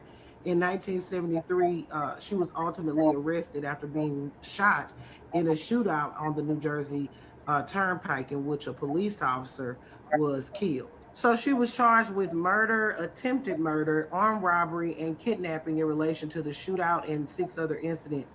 She was ultimately convicted on 3 of those charges, and 3 were dismissed. In 1977, she was convicted of the murder of that state trooper and of 7 other felonies related to that 1973 shootout on the New Jersey Turnpike. Her defense argued that the medical evidence exonerated her. However, she was convicted and sentenced to life in prison. Now, in 1979, Assata escaped from the clean cutting, never to be seen in the United States again. In 1984, she was granted a political asylum in Cuba, where she remained despite the U.S. efforts to extradite her. They were trying to extradite her dating back to 2013 when they added her to the FBI most wanted terrorist list. She is the first woman to ever be added to that list. Assata is also Tupac's godmother. Assata penned an autobiography that was released on January 1st, 1987, and it is a very good read. I actually read it at Grambling State University in my African culture class. Assata's daughter released this statement saying that at approximately 1:15 on September 25th, her mother, Assata, took her last earthly breath. Of course, here at the Blacc News, I send my condolences out to her family. Assata, still on the most wanted list when she passed away. She who struggles. Y'all put your thoughts in the comments. Rest in power, Assata. This is Dr. Mo for the Blacc. Power to Assata Shakur. Shit. Still on the most wanted. Yep, she's still on the most wanted. That's an honor. God damn, that's like some Nat Turner shit. You know what I'm saying? They couldn't even go to sleep at night. You see what I'm saying? Even after they had to go and dig that man bones up. You see what I'm saying? And goddamn, and set his bones on fire. Yeah, still on the most wanted. That's a badge of honor. You see what I'm saying? Yeah.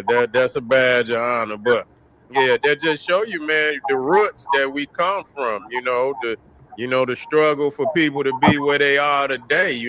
a lot of our people died and bled, you know what I'm saying? And to have these Neanderthals come today and tell us that, you know, that all the struggle, you know, the things that we died for and shit, you know, so that our peoples could have the day to benefit from the day, you know, that was all in vain. And, you know, we have to have more respect, you know, for the toil of our ancestors, the energy of our ancestors, because they gave their life so that we, you know, could be where we are today. And even though we still got a long, long way to go, you see, you know, we still in a better position today than we were before, you know, after the struggles our ancestors went through.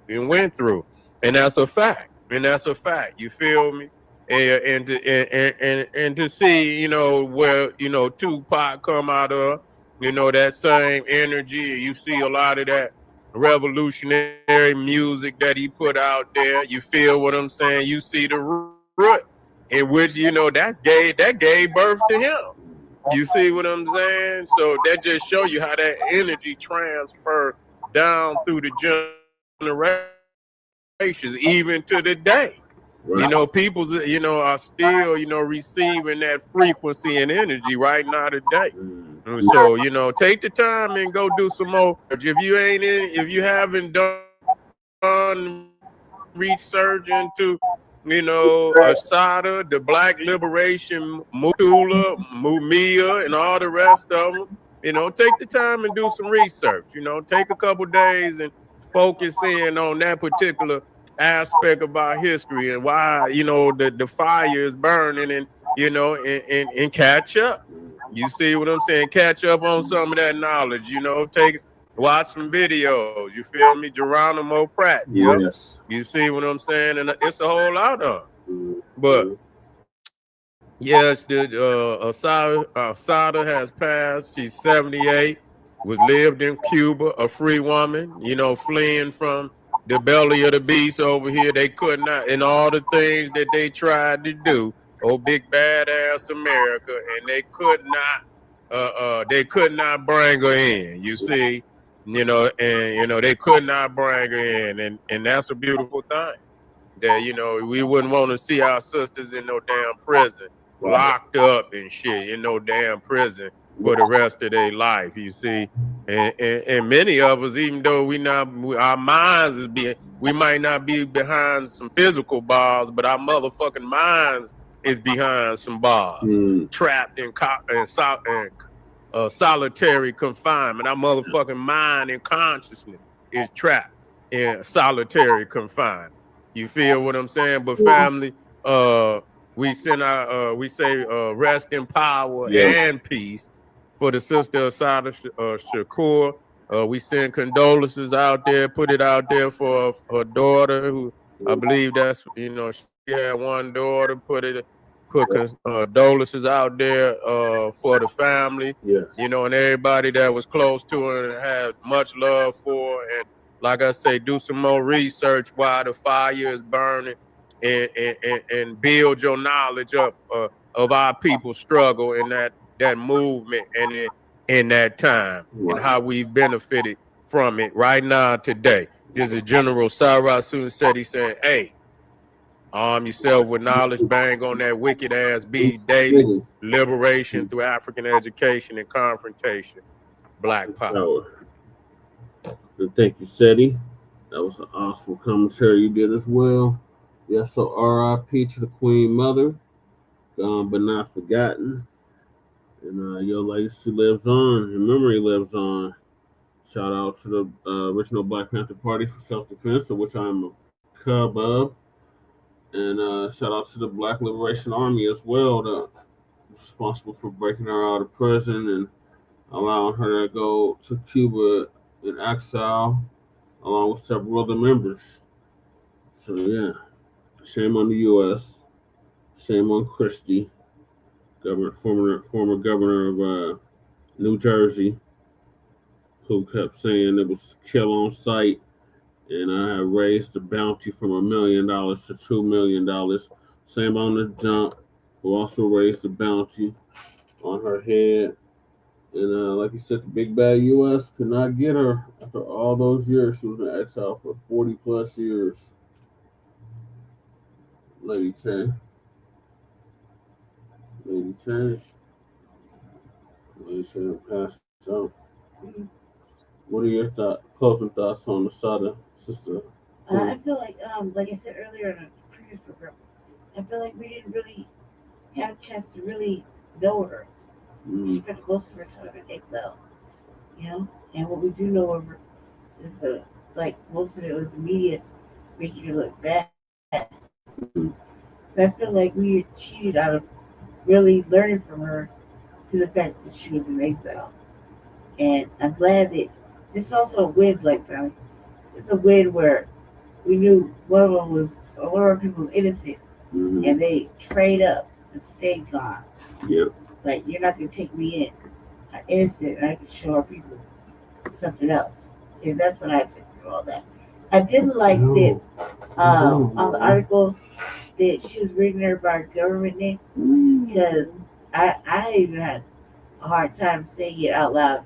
Like, I mean, I know her name is easy, but if my whole life I've been calling that lady Assata, I'm not gonna call her anything else. And everything else feels like word vomit in my mouth. That's all. Struggles. That's what she said. The name, man. Yeah. I'm glad she cheated.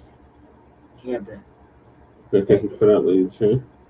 So, RIP to the Queen Mother, condolences to her family. Get that right on the wall. Let's to get on camera with y'all. So, moving along, we got less than 2% of people in the U.S. own slaves debunked. So, our brother Black Truth United is going to give us an update on that.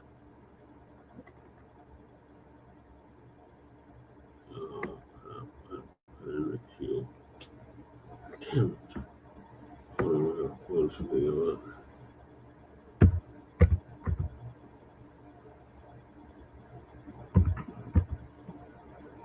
But yeah, this shout out to this young brother. He debunked that nonsense about only 2% of white of slave owners, white people. That's a bunch of bullshit.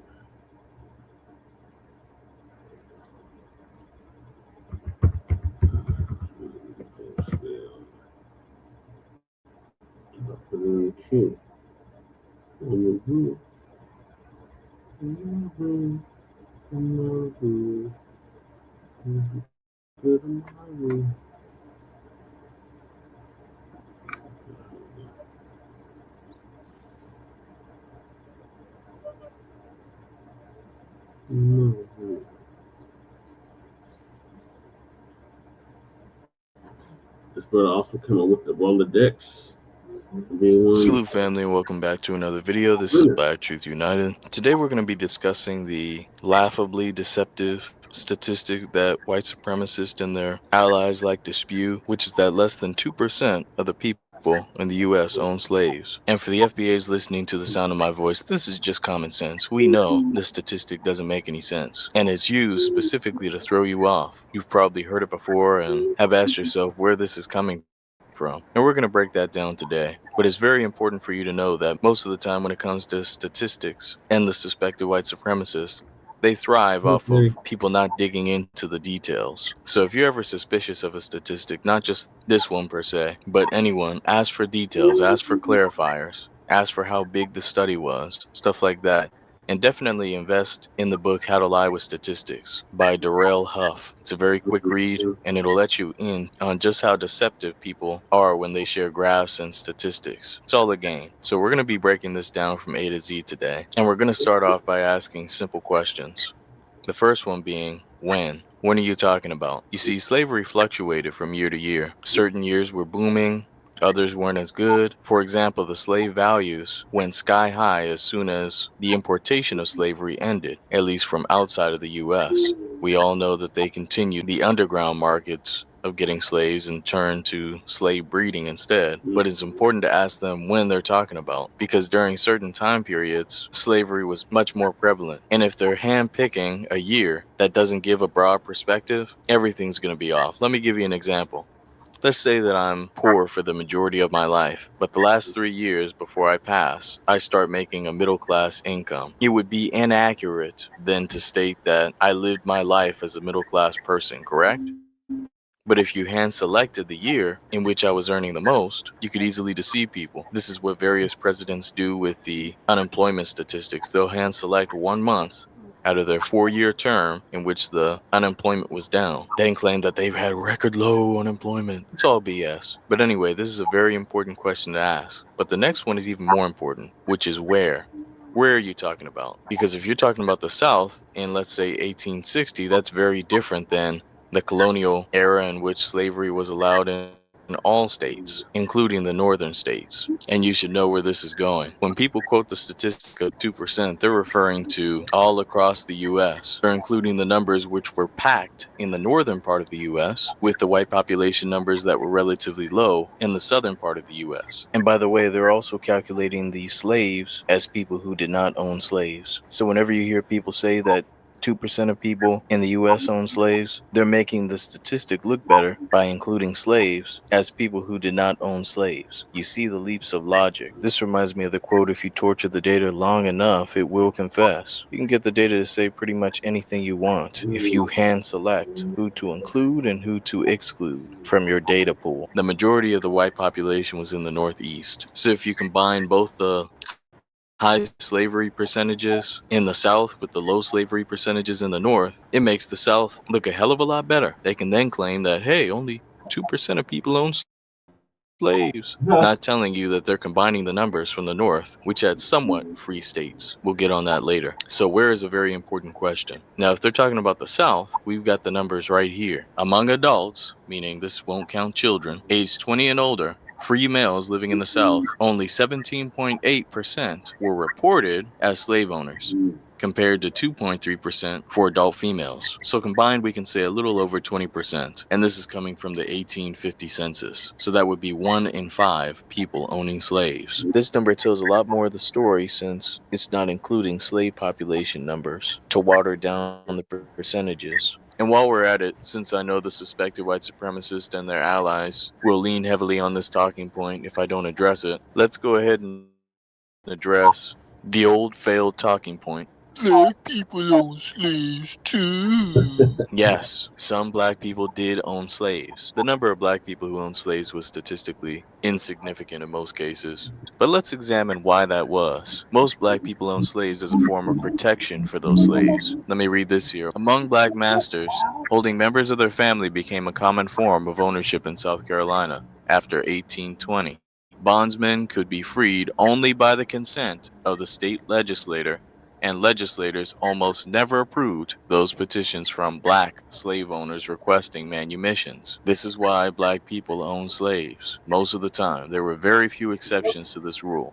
Let me keep reading. Slaves of black masters, whether family members or not, were subject to seizures for debt or to sell upon their master's death.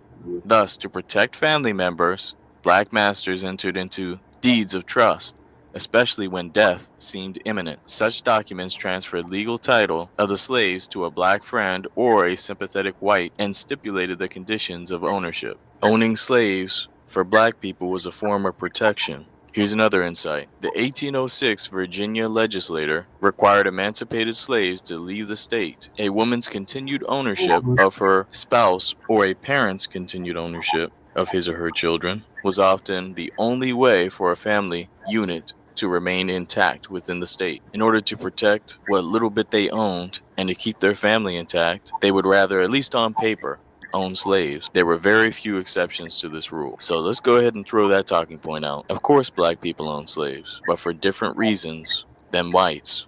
Now let's get back to debunking the statistic. It's very important for us to know where they're talking about. Don't let them talk about the whole entire U.S. population. Have them drill down into the South to reveal these numbers. It's easy to say, yeah, we'll combine those numbers with the North to make ourselves look better and just say 2%, rather than to face the reality that in the South, over 20% of the non-enslaved population owned slaves. But now we're going to get into what most people don't talk about, which is the who. And this is what I would argue is even more important than the other two questions, at least in this scenario, because most people don't know that according to most of the time, the only people who were listed as owning slaves were the heads of households. This is coming out of the analysis from the 1850 census, which states, moreover, in a family's reporting of ownership for social reasons, there would be a tendency to report all enslaved people of a family as being owned by the family head, which would generally be an adult male,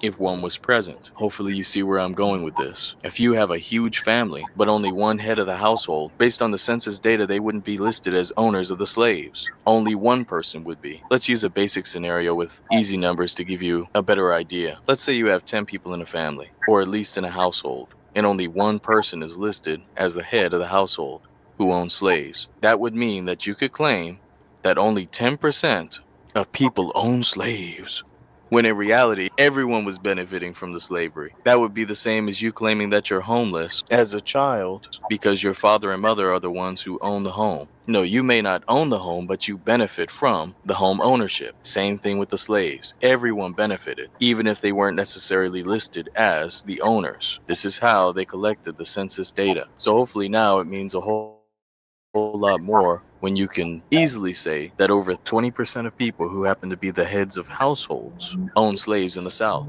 This is especially important when you realize that most households in the 1850s had 6.2 members living in them.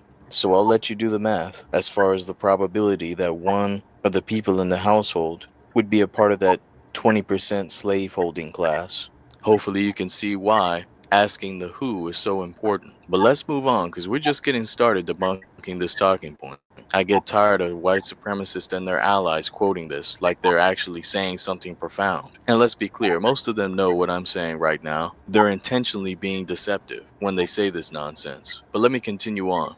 So let's say you didn't own a slave. That doesn't mean that you didn't rent slaves. Oh yeah, I'm going there. This is a talking point that we need to introduce into the lexicon. Whether or not you own the slave makes no difference, because you could rent slaves, which was a very common practice, especially in colony/states like Virginia. Specifically, Loudoun County would hire out 34% of its slaves, and these slaves would work in all industries. Let me read this. Enslaved people were hired out in a range of contexts. Enslaved women and girls were hired out to perform domestic tasks in white households, including cooking, cleaning, and childcare. Enslaved men and boys were hired to work in artisan trades in industries such as mining, more on that later, and in manufacturing. Both enslaved men and women labored in agricultural tasks as hired hands. While some arrangements were informal and short, most consisted of year-long contracts deemed legal notes or bonds of transaction. The hiring term typically encompassed the 50 weeks between January 1st, often referred to as hiring day, and Christmas. There's a reason why I do not celebrate the 1st, in other words, New Year's Day. I may cover that later on, but this was a sick practice that they did, hiring us out many times to harsh owners, or rather renters. Now let's get on that mining, which was extremely harsh labor. This is also in the Virginia colony. These men were employed in a variety of different occupations in and out of the mines, from basic laborers to blacksmiths. The workforce at many mines was oftentimes supplemented by slaves hired by contract from slave owners in the vicinity. We didn't own slaves. Yeah, but you hired slave labor and paid the slave owner. The mining companies in particular preferred renting slaves as opposed to owning slaves. This is similar to the railroad companies. Some of them owned slaves of their own, but the majority would rent the labor, and these people would not be listed as owners. Again, less than 2% of people in the U.S. own slaves. It's now looking worse and worse for the suspected white supremacists and their BS statistics. Let's continue, because I know there are some watching who are in the North who thought that I was giving a break, or was ignorant as far as the history. For those who don't know, slavery was happening in the quote-unquote North way up until the Civil War. In the 1840 census, just in what is considered the North, there were 355,777 slaves counted, and in 1850, 415,510. Slavery never really ended in the North. Also, if you recall in the Dred Scott decision, which was finalized in 1857, Dred Scott was living in the North as a slave. He was in the state of Illinois, and what the Dred Scott decision essentially meant was that anyone could bring their slaves from South Carolina, from Georgia, wherever they were at, right on up to Massachusetts or anywhere in the North, and they would be protected. This was very close to the Civil War, and while a lot of Southerners did not bring their slaves up due to a distrust of the North, it was possible thanks to this decision from the Supreme Court, you know, the place that upholds so much justice. Let's continue on. Slavery was booming in New York before the English commandeered the New York territory. We had already built Wall Street and many other things, but even after they came to New York with everything built up for them, they still had a lot of slavery. In fact, in New York City, the enslaved population was second only to Charleston, South Carolina. 42% of New York households had slaves. Also, other territories like Massachusetts had slavery. Maine, which was a territory / district of Massachusetts, also has slavery, which is not a surprise since Maine is essentially a sundown state and Boston is notoriously racist. But yeah, we're not giving the North any outs. They all were participating in slavery, some right up until the Civil War. And on other videos, I've already broken down how the North was not fighting to quote-unquote free the slaves, and how the Union Army created concentration camps, one infamous one being the Devil's Punch Bowl, and then ultimately abandoned the ex-slaves with the Compromise of 1877. So yeah, we're well aware of how the North was complicit in our complete and utter destruction. Also, the Fugitive Slave Act is a perfect example of how the North would assist the South with re-enslaving people. A lot of times just based on someone's sworn testimony, they could get someone enslaved again. So it was all a scam. Everyone was in on it. And despite what people may say, the North was heavily involved in the South, even when they didn't directly own slaves. I encourage people to get the book Black Labor, White Wealth from Dr. Claude Anderson, where he breaks this down. We're going to read a few excerpts from the book. The northern states also thrived off of black labor. As in the South, the northern economy also thrived off the labor of black people through profits from businesses connected to the slavery industry. And contrary to popular beliefs, most Northerners were not opposed to black slavery. A few abolitionists opposed slavery on moral grounds, but the greater preponderance of the Northerners directly, if not indirectly, supported slavery by enjoying the fruits of it, by eating the food, wearing the cotton, and drinking the rum that black labor produced. Let's continue reading. Numerous historians, including Stanley Lebergott, E.N. Eliot, and Robert Fogel, documented the high productivity of slaves and the products and wealth they produced for northern as well as southern businesses. By 1850, more than 1,000 cotton factories operated in the United States. Northern mills processed 1/4 of all slave-produced cotton. This cotton provided clothes, fabric, jobs, income, wealth, taxes, and other benefits to populations throughout the North. So while northern anti-slavery forces opposed slavery on moral grounds, very few people, it was apparent from the kinds of businesses that were supporting the northern economy that nearly every northerner benefited from slavery. Again, I highly recommend this book from Dr. Claude Anderson. But yeah, this 2% of people owning slaves, we've debunked that down from A to Z. It's a loaded and intentionally deceptive statistic that tells, well, about 2% of the story. So let's be clear. No one's getting out of our righteous claims to reparations, which are owed. It's a legally owed debt, not a handout. And we're not going to allow any of the white supremacists or their allies to dodge accountability when it comes to paying what is owed. Now, with all that being said, be one and be blessed, family. Peace.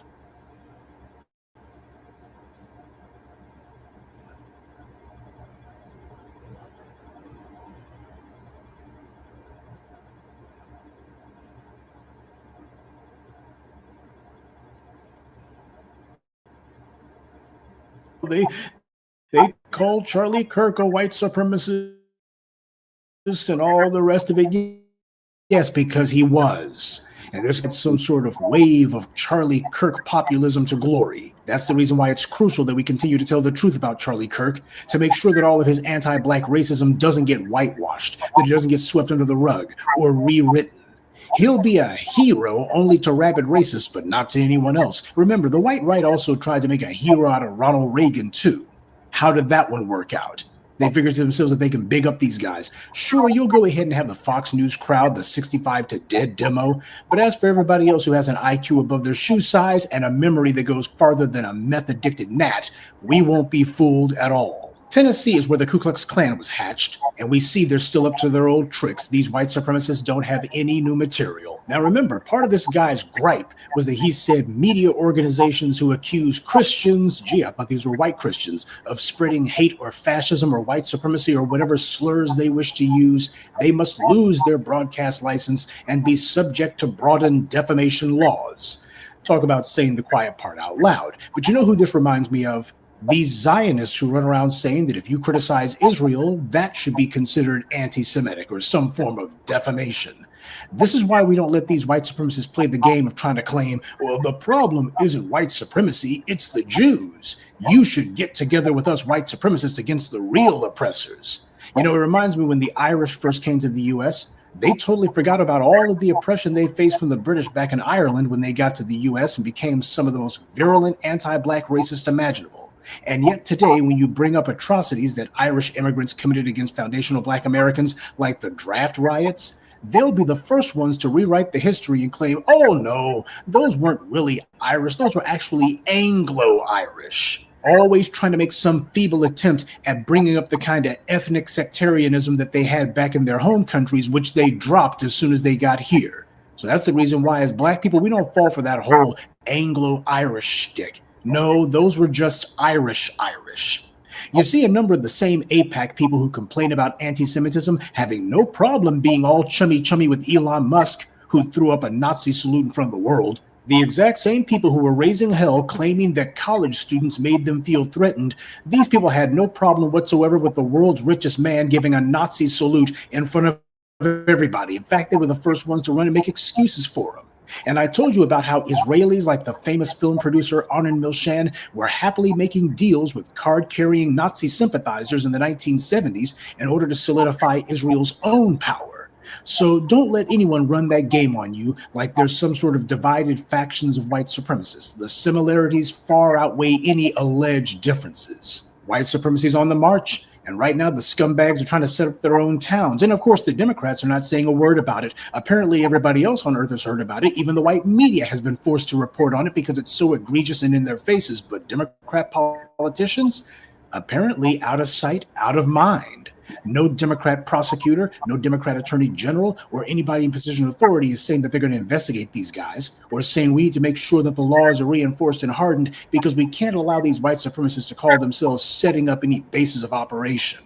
Nobody points out that these white supremacists should be considered terrorists, especially after the FBI said that the white nationalists are the biggest domestic security threat to the U.S. But then again, when it came to the police murdering black citizens, Democrats could never do anything about that either. Though they could make sure the government diverted COVID relief funds to the police, Biden and the Democrats had no problem with that. See, Democrats will be the first ones to say, well, we can't do anything about the orange man because of what's going on in Congress. We don't have control of Congress. And yet at the state level, they don't even try to pretend like that. Instead, it's just a matter of, well, we're not sure what we can do, if anything. So the problem isn't that they don't have control of Congress. The problem is they already know exactly what their role is under white supremacy, and it is not sticking up for us. And I think this situation is analogous to what Brother Tariq was talking about yesterday as to what's going on in Oklahoma. That state school superintendent, an odious individual named Ryan Walters, has announced that he wants to establish a Turning Points USA chapter in every school in the state. Now, this guy has made headlines before, always for bad reasons. He's an open white supremacist, and he's gotten into scandals before when he claimed that the Tulsa Race Massacre wasn't racial. Now, what you see going on in Oklahoma is not some novel idea. Slavery is as old as time and has taken place in every corner of the world, even amongst the people I just left. Being taken as a slave is better than being killed, no? I don't see the problem. Okay. So if you are not already familiar with PragerU Kids, It is conservative propaganda styled as educational material created for children by the unaccredited right-wing advocacy group PragerU. PragerU kids entered Florida's classrooms earlier this year as the state became the first in the nation to approve PragerU kids videos, like that one with the animated Christopher Columbus talking about slavery, as supplemental educational material for grades K through 12. And now it is heading to more classrooms. As of today, there is a second state now working with PragerU to bring this content into public schools. Oklahoma's Department of Education has just announced an ongoing partnership with PragerU kids. In a statement, the department said PragerU will help ensure high-quality material rich in American history and values will be available to our teachers and students.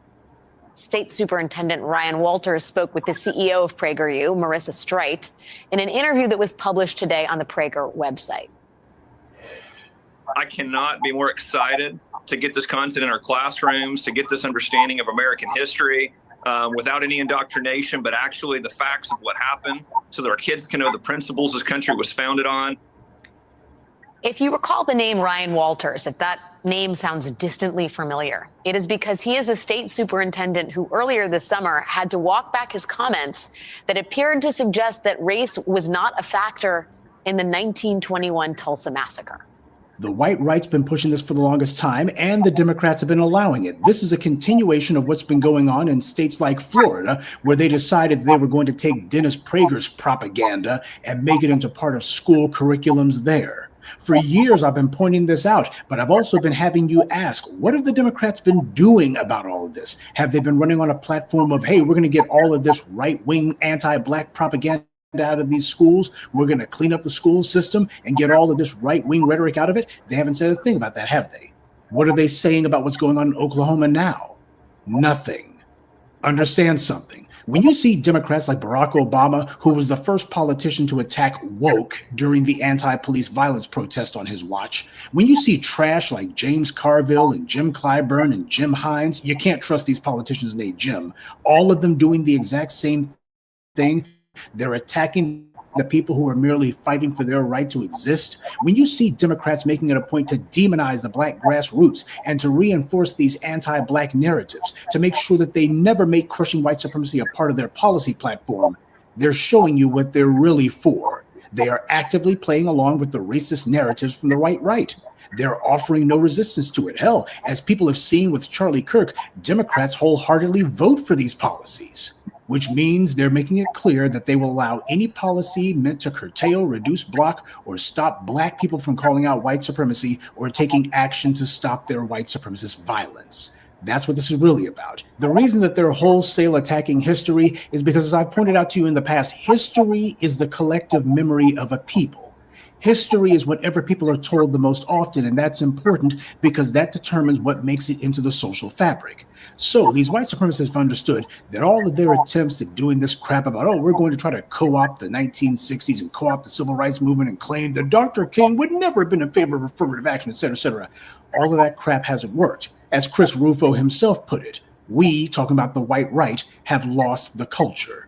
So that's the reason why you see them appealing to the government. It's because the people at the grassroots, they did the hard work of changing things on the ground and doing it in a way where no law is going to be able to undo it. That's part of the reason why, even in places like Florida, they were able to overturn Jim Crow era legislation, such as making it where you couldn't vote if these white supremacists put a felony on your jacket. And that's the real problem that these white supremacists had with what they call cancel culture. The problem that they had with it was you had people at the grassroots who had found an end run around any sort of legislative or any sort of governmental office. See, the white supremacists, they're in control of those things. So as far as they're concerned, well, as long as you have to go to some white supremacist prosecutor or some white supremacist politician or some white supremacist lawmaker or judge, well, they can always just shoot it down because they're in charge. But people took control of things at the grassroots level in a way that no government office would be able to interfere with. And that's the problem they hated.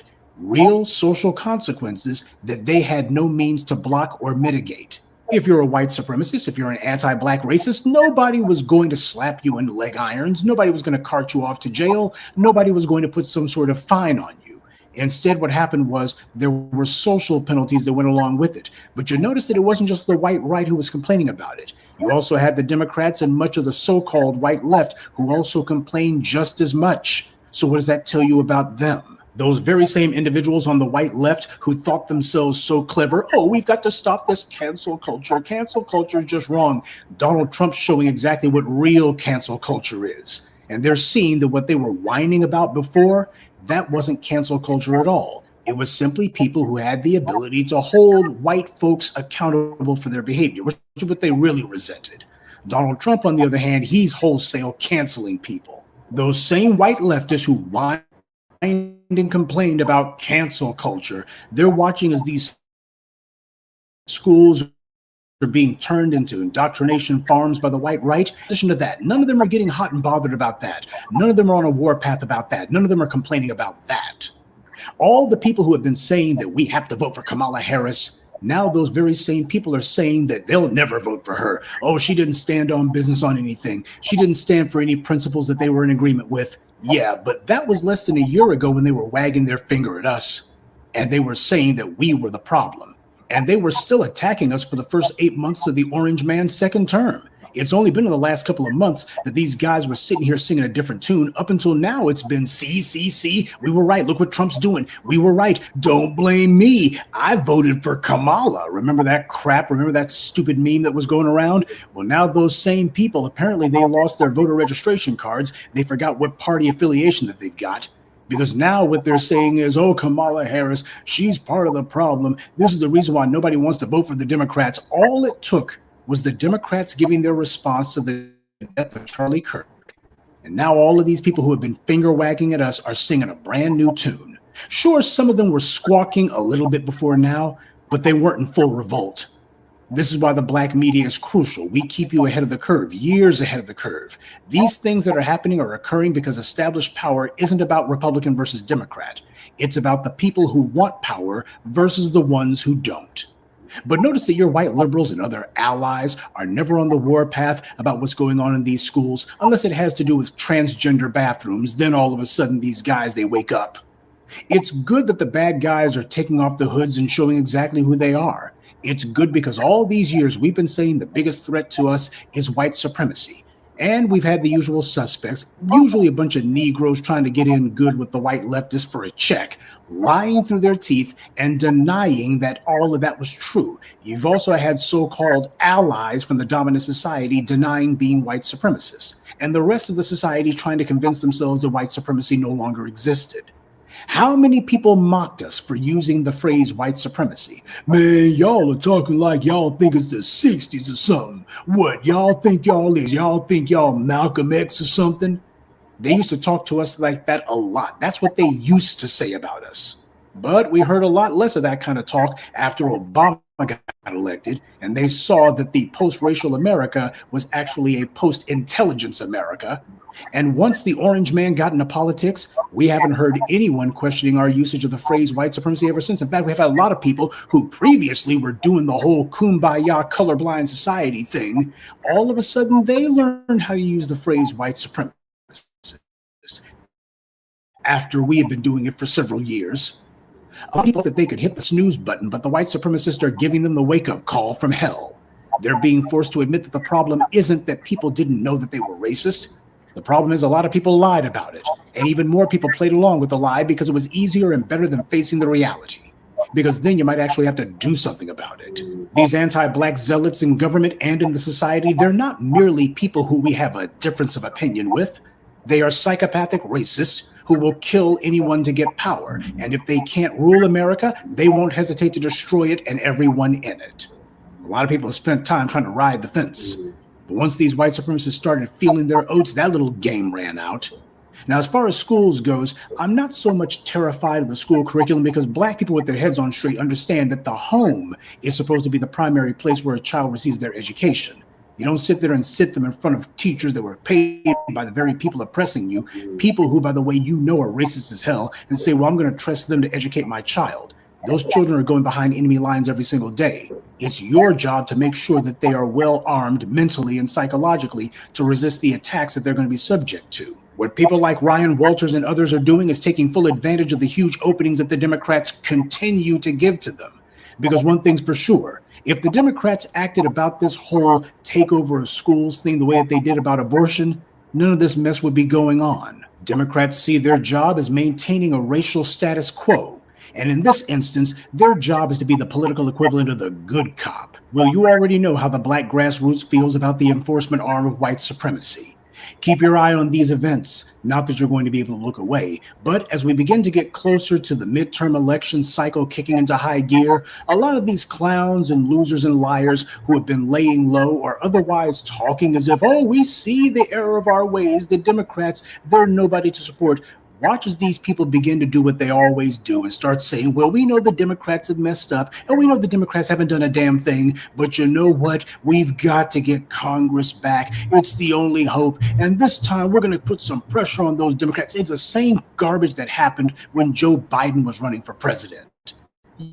You had idiots saying, well, Biden knows he's got to do rights by us because we showed during the Trump years what'll happen if he don't. He knows what'll happen if he don't. And as soon as he got elected, was the first thing he started doing. He started going back on those feeble, empty promises that he made. He started refunding the police instead of defunding them. And he turned his back on black people. That's what he did. The very black voters who made him president, he turned his back on them. When you look at these Democrats, whether it's Kamala Harris, Barack Obama, Joe Biden, Nancy Pelosi, Hakeem Jeffries, or whomever, when it comes time to finally put their foot down on these policy issues that are actually going to stop these white right-wing attacks, none of them ever does it. It's always about what they can't do, what they ain't got. Well, you know, we got to reach across the aisle.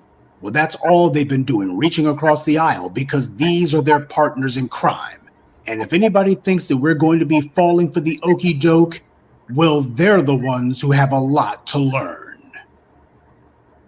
Good day and be one. I'd like to take a moment to mention some of our contributors: David Williams, Leonard Cottingham, Novana Baeta, TJ, and Asfeo Dingaswayo. Salute to them and thank you to everyone for listening, liking, and sharing this message. Black empowerment only exists because of you. Thank you, Professor Blacc, too, for that awesome commentary. One more video for y'all, and then we'll close it out.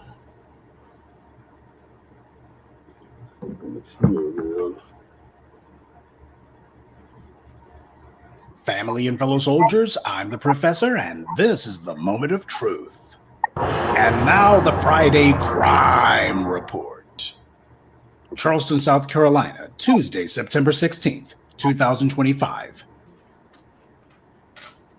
We have victims, 9 of them. But we also have victims on the other side.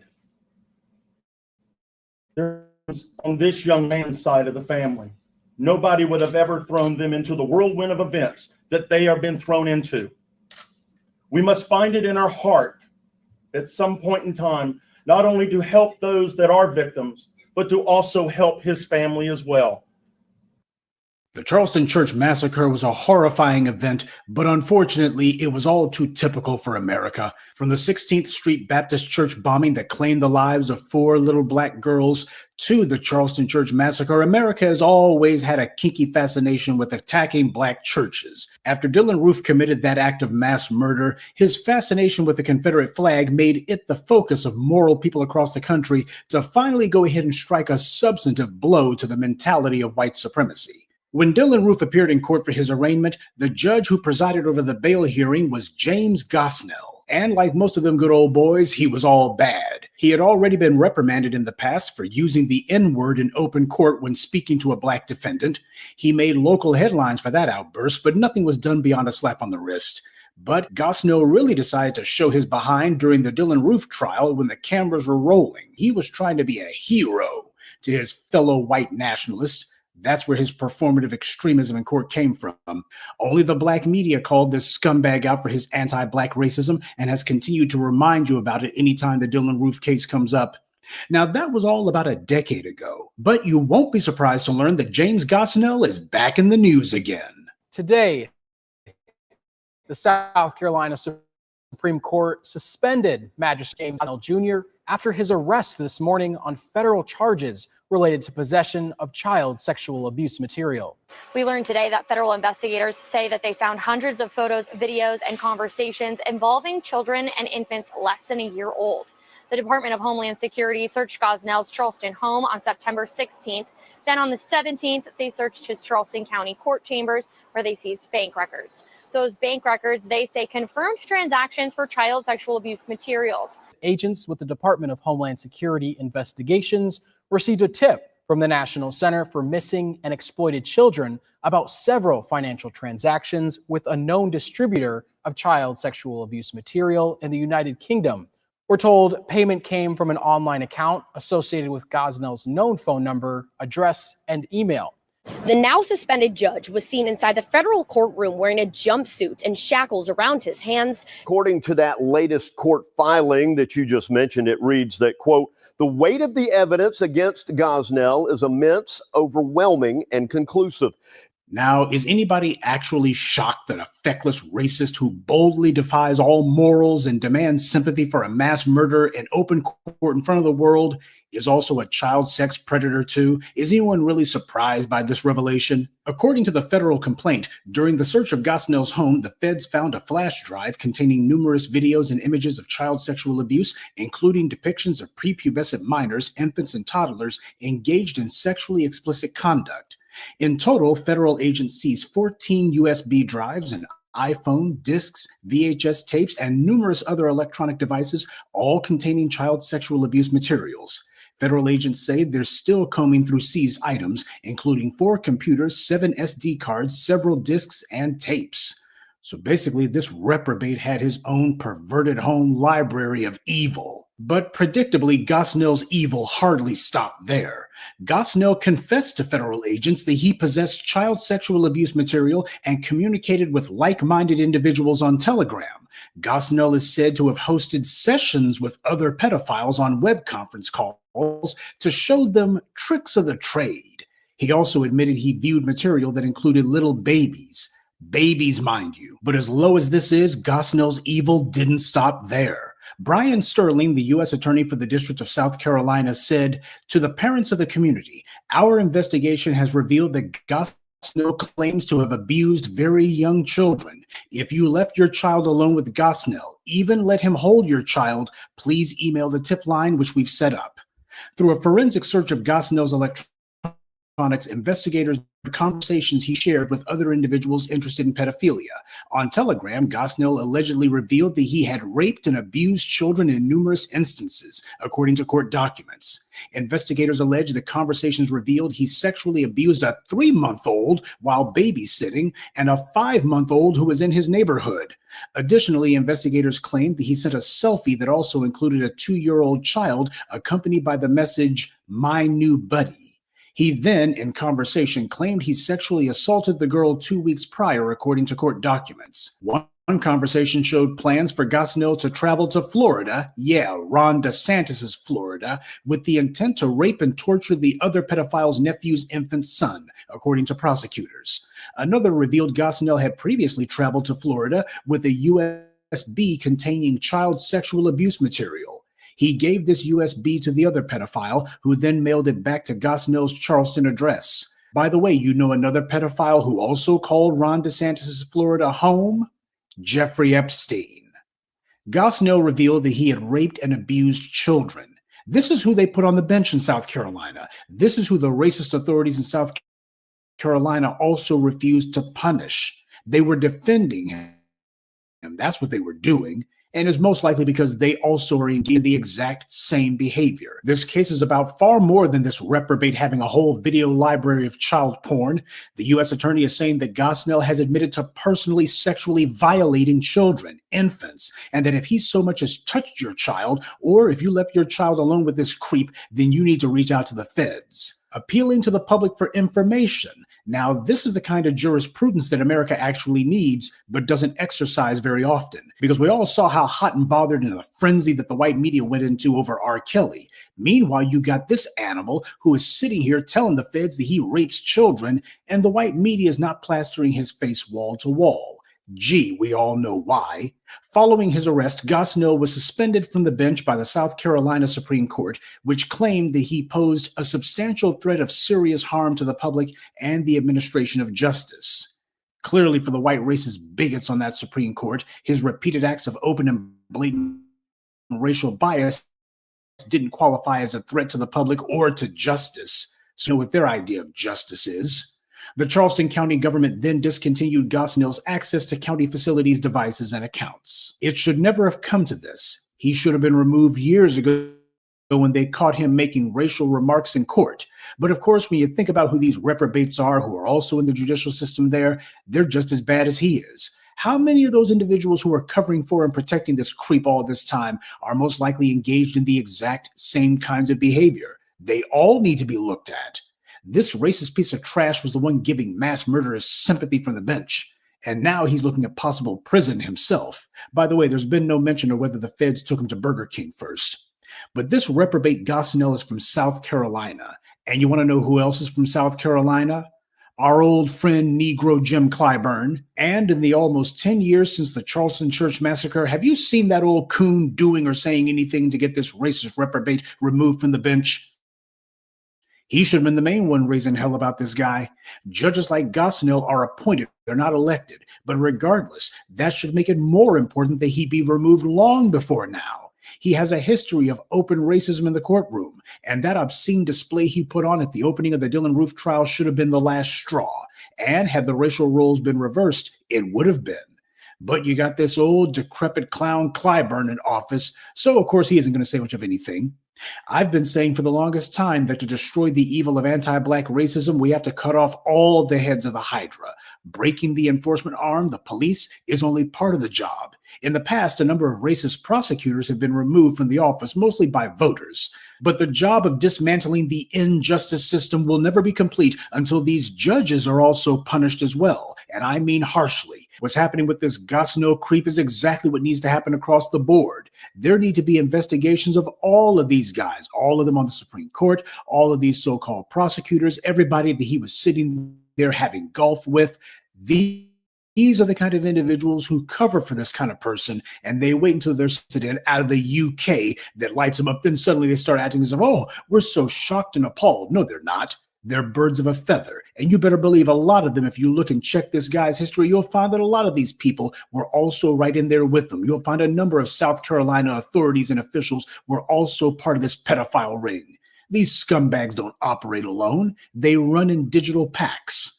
We talk about people like Jeffrey Epstein all the time, but what needs to be remembered is that, as I've always told you, nothing happens in a vacuum under white supremacy. The entire reason these child abusers roam free and these judges are so eager to let these rapists like Brock Turner and Drew Clinton and countless others off the hook is because these judges are doing the exact same thing. Corruption protects corruption. These creeps couldn't remain on the loose without these racist white judges who keep ignoring the law. Black defendants get locked up without bail merely for jaywalking. This isn't the system failing. This is the system operating exactly the way it's designed. Honest judges like Olu Stevens won't play that game, so they make it a point to put people on these benches who are as crooked as the day is long. This Gosnell creep had the nerve to lecture the public that Dylann Roof's family were the real victims, and people needed to find it in their hearts to give them sympathy. Not a word about the Black victims, because the bastard approved of that mass murder, and that was his way of showing the world he was on the side of the animal who killed all of those innocent Black people. When he was demanding sympathy for Dylann Roof, that was actually a low-key confession on his part. Well, there won't be any sympathy for this piece of garbage. Show me someone who's an anti-Black racist, and I'll show you someone who engages in all manner of degeneracy. It never fails. When it comes to evil, the anti-Black racists are the lowest of the low.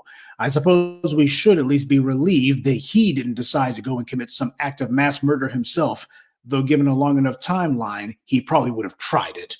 There's no need for him to teach his fellow pedophiles how to be sneaky with their demonic behavior, by the way. Like Jeffrey Epstein, Brock Turner, and so many others, when you have racial immunity from law, you don't need to be careful. You can instead focus on identifying and grooming your next victim. The Black grassroots have been beating the drum about this scumbag from day one and making sure that people didn't forget about his behavior. And now everyone knows it.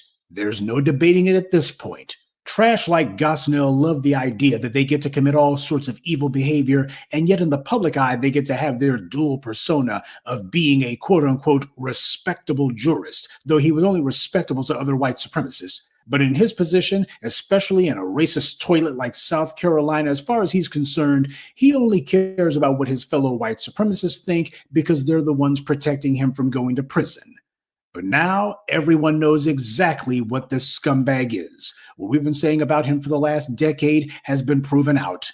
His reputation that he was so eager to protect is no better than the mass murderer Dylan Roof that he was so eager to identify with. Now, let's not kid ourselves here. This happens to be an old white man, and that being the case, you better believe that, especially with these prosecutors, they're already trying to figure out how to give him whatever sweetheart deal that they can.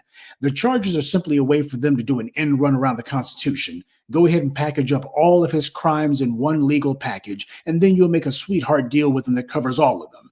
You can't rule that out because we see it so much. This piece of garbage is already in his late 60s. So as far as they're concerned, the prosecutors are going to be saying, well, can we really give this old man a life sentence? Now, they had no problem doing that with Bill Cosby.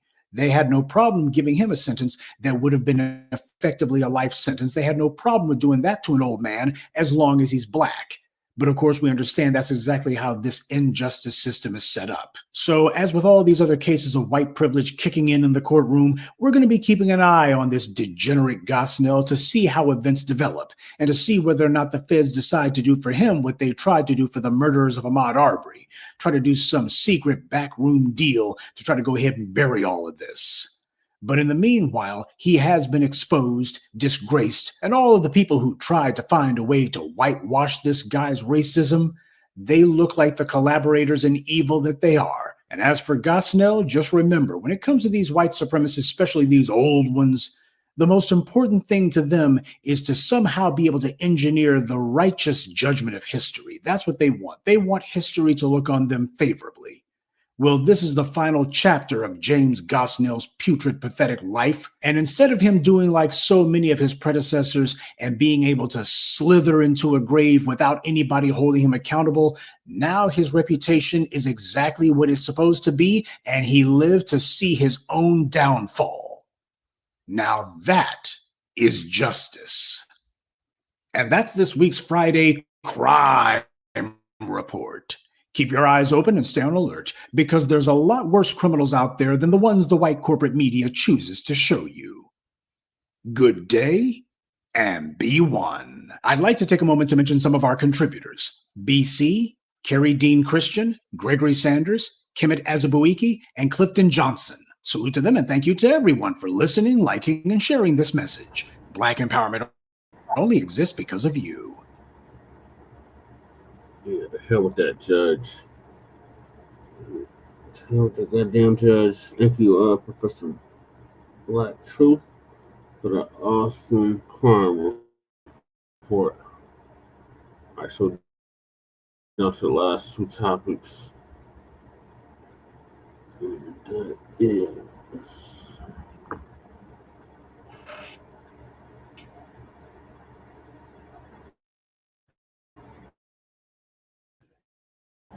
You know, they had this young woman, and she had a white mother. Now, over the years, I've covered story. I remember the first interview I did, conducted, I'm gonna say, years ago, with the young lady that was put out of her mama home for supporting Colin Kaepernick, and I did that interview with that young lady. And over the years, I've covered many of these stories, and these children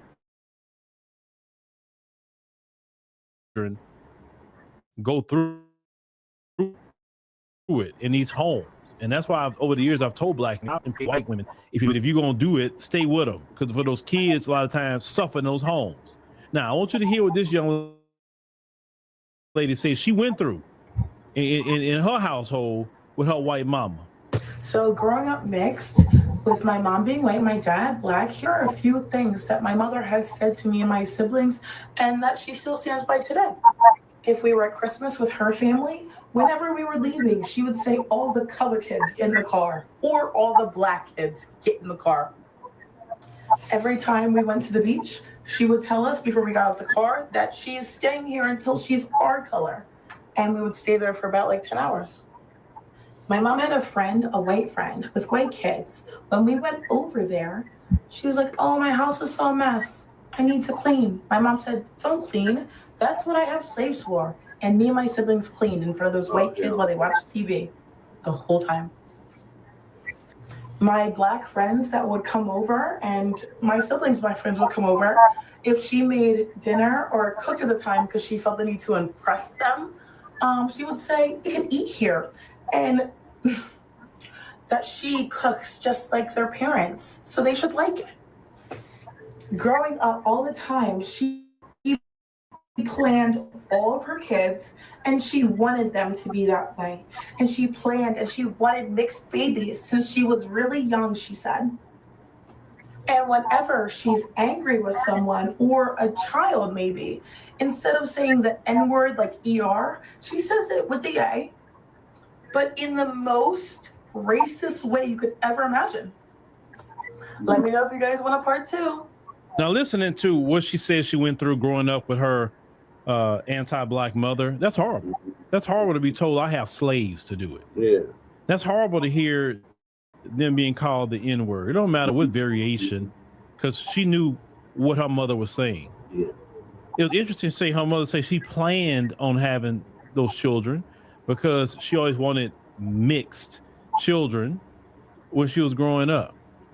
And that's why I tell brothers, you know, to not impregnate those women, because look what those children go through when you leave them. That's horrible. That is abuse.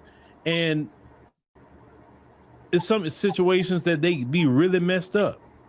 You know, a lot of times when they have a white mother, they use the term mixed, because they love to say that term mixed. I don't really hear that terminology a lot of times when the mom is someone of some sort of melanin, right?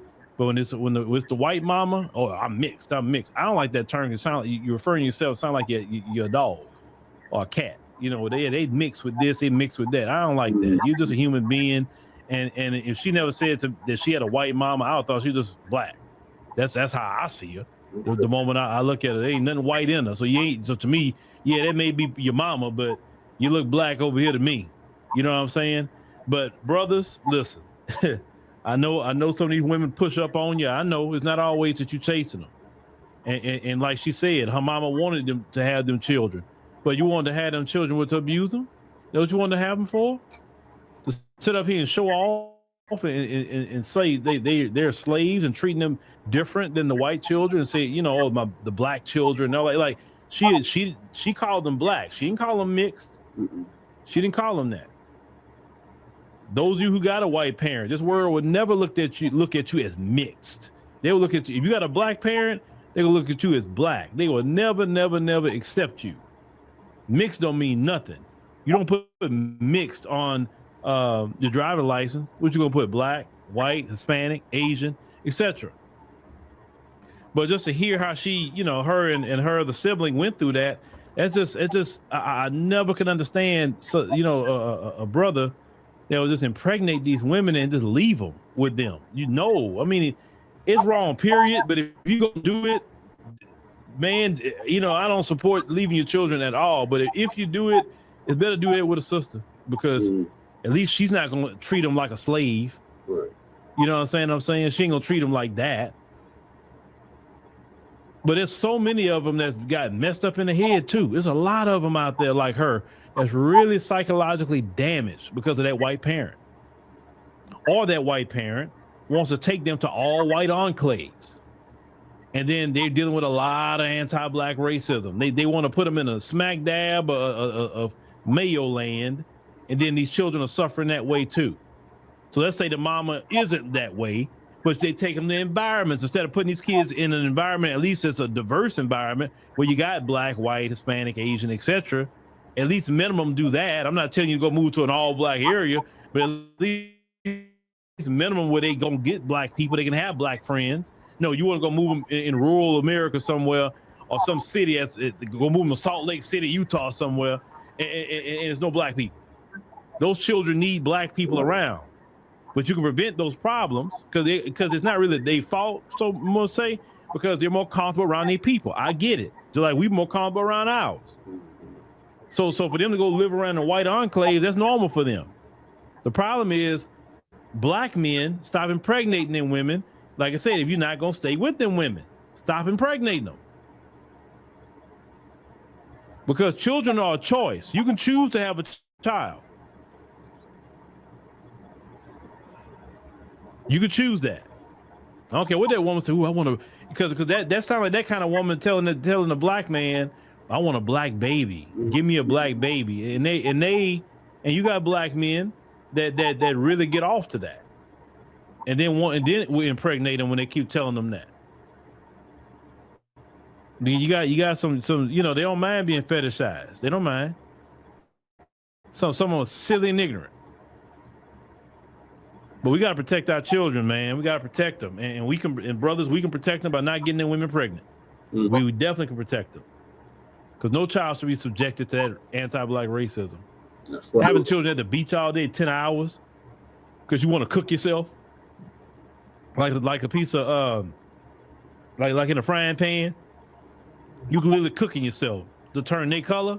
You're cooking yourself. Mm-hmm. That's not your natural color. It don't matter how much you stay in the sun. It's not your natural color. You said won't sit up there and call them children names, won't they color? But please, brothers, please, don't impregnate those women. Don't do it. Please don't do it. If you're not gonna be with them now, if you like Carlton, what's that, Alfonso Ribeiro, and you married one of them and you got kids with them and you staying with them, I guess so. But don't do it if you're not. No. And if you are with them, you need to make sure to teach them that they black.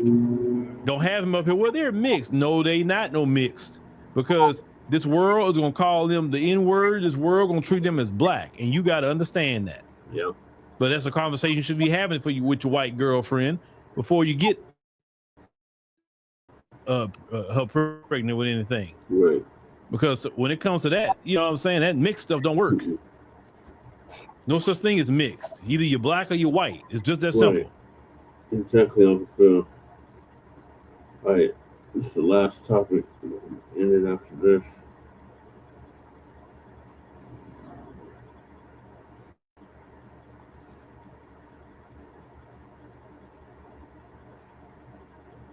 And the dump. So the dump is planning on sending troops to Portland next.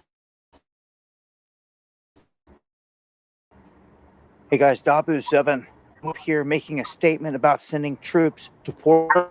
Other cities are on the list as well, and share with you some footage of the chaos that's breaking loose there.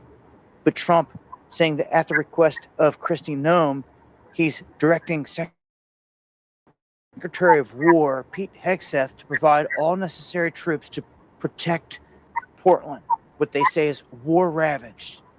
And they say to protect any of the ICE facilities that are under siege and that are being attacked by Antifa and other domestic terrorists, as they've put it.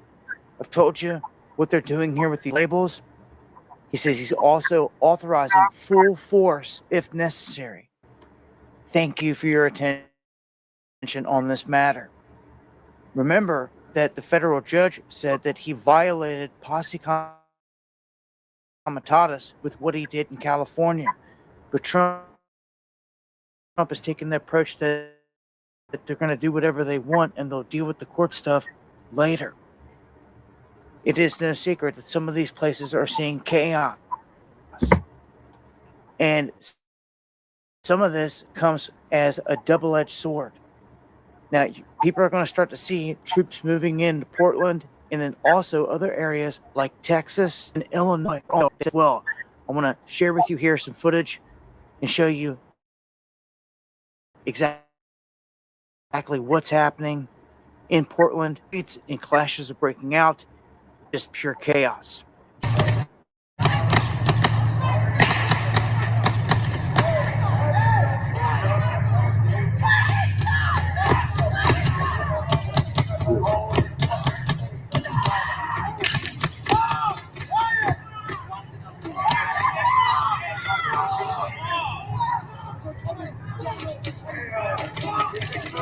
You can see they're sitting there lighting them up with paintballs.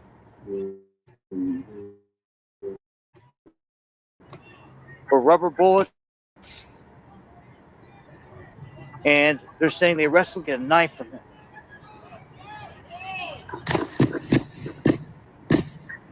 Law enforcement setting off other munitions here to try to clear the area. It looks like eventually some gas.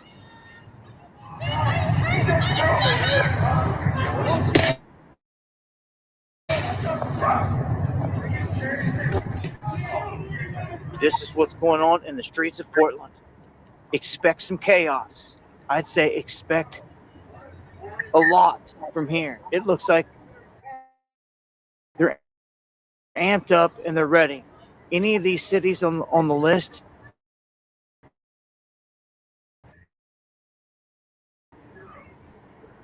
individuals like Soros and others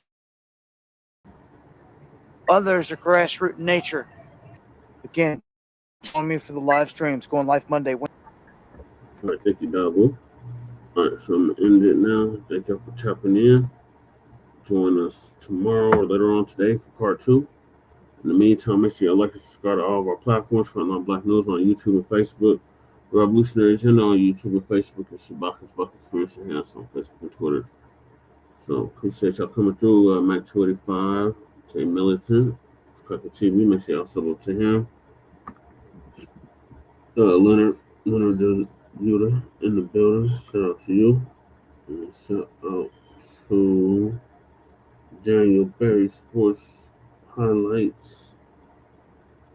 And it's Twitter. It's Twitter. So all right, so peace, love, light, reparations and separations and delineations of Black empowerment. Chan Krummer, Lady Chase signing off on the Mile High Income and illegal migrant flooded city in a sundown town known as Aurora, Colorado. Peace.